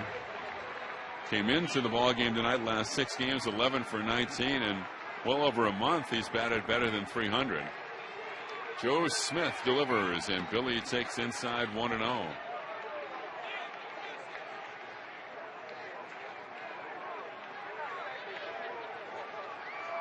A's runs driven in by Eibner, the home run, and Simeon, the single. The 1-0 pitch to Billy is swung on, tap, foul on the count, 1-1. So it was Lester and then C.J. Edwards, and now Joe Smith. He is Overton, Triggs, Coulomb, and Sepchinski. 1 ball and 1 strike. Butler deep in the box, a slightly open stance, out of the stretch. And now ready, here's the pitch, and taken inside. And 2 balls and 1 strike. Eibner's home run was a no-doubter. His 4th major league home run this year. Infield to pull. Here's the delivery, and Billy takes a breaking ball outside. 3 balls and 1 strike. 9th inning, and it's still 6-4 Mariners over the Angels. The 3-1 pitch, here it is, and swung on, tap, foul. A win by Seattle. They would trail Texas by 7 because the Astros blank the Rangers 5-0. Now the A's down to their final strike. The Cubs fans come to their feet. A's will see the new Mariners closer, Edwin Diaz, when they come to town next weekend. So 3-2 on the way, and Billy taps it foul. They also just acquired the former Stanford right-hander Drew Storen. We'll pause 10 seconds for a station ID on the Oakland A's radio network. Your home for Oakland A's baseball. This is KGMZ FM and HD1 San Francisco. KUFX HD2 San Jose. 95.7 The Game. Along with Vince Cotroneo and Ray Fosse, I'm Ken Korak. Great to have you with us. A 3-2 to Butler, a tap foul left side. The Mariners have closed out that game against the Angels. Seattle gets to 55 and 53. Texas now 63 and 47. And Houston 57 and 52. The Angels lose for the 60th time. 3 balls and 2 strikes. 7-2 Cubs, bottom of the 9th inning. Joe Smith, first base side of the rubber. He is ready out of the stretch, and now the 3-2 pitch on the way is taken low and outside. That's ball 4. Butler works a walk, and that'll bring up Ryan Healy.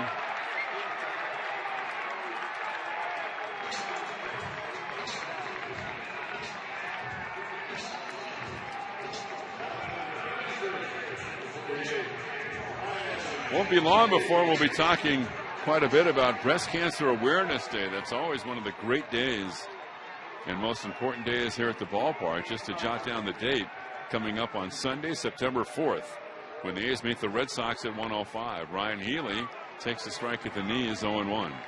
And the Breast Cancer Awareness Day is presented by Zevia. 0-1. This game was 7-0 Cubs after 2.5. It's now 7-2 with 2 out in the 9th.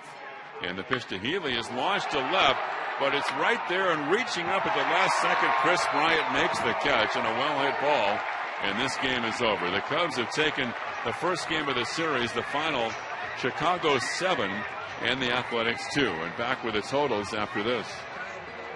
So you've got a business, and it's growing. Growing out of control, actually. Which is a good problem to have, but not when it comes to cash flow. You've got money going out, money coming in, vendors, clients, and customers to keep track.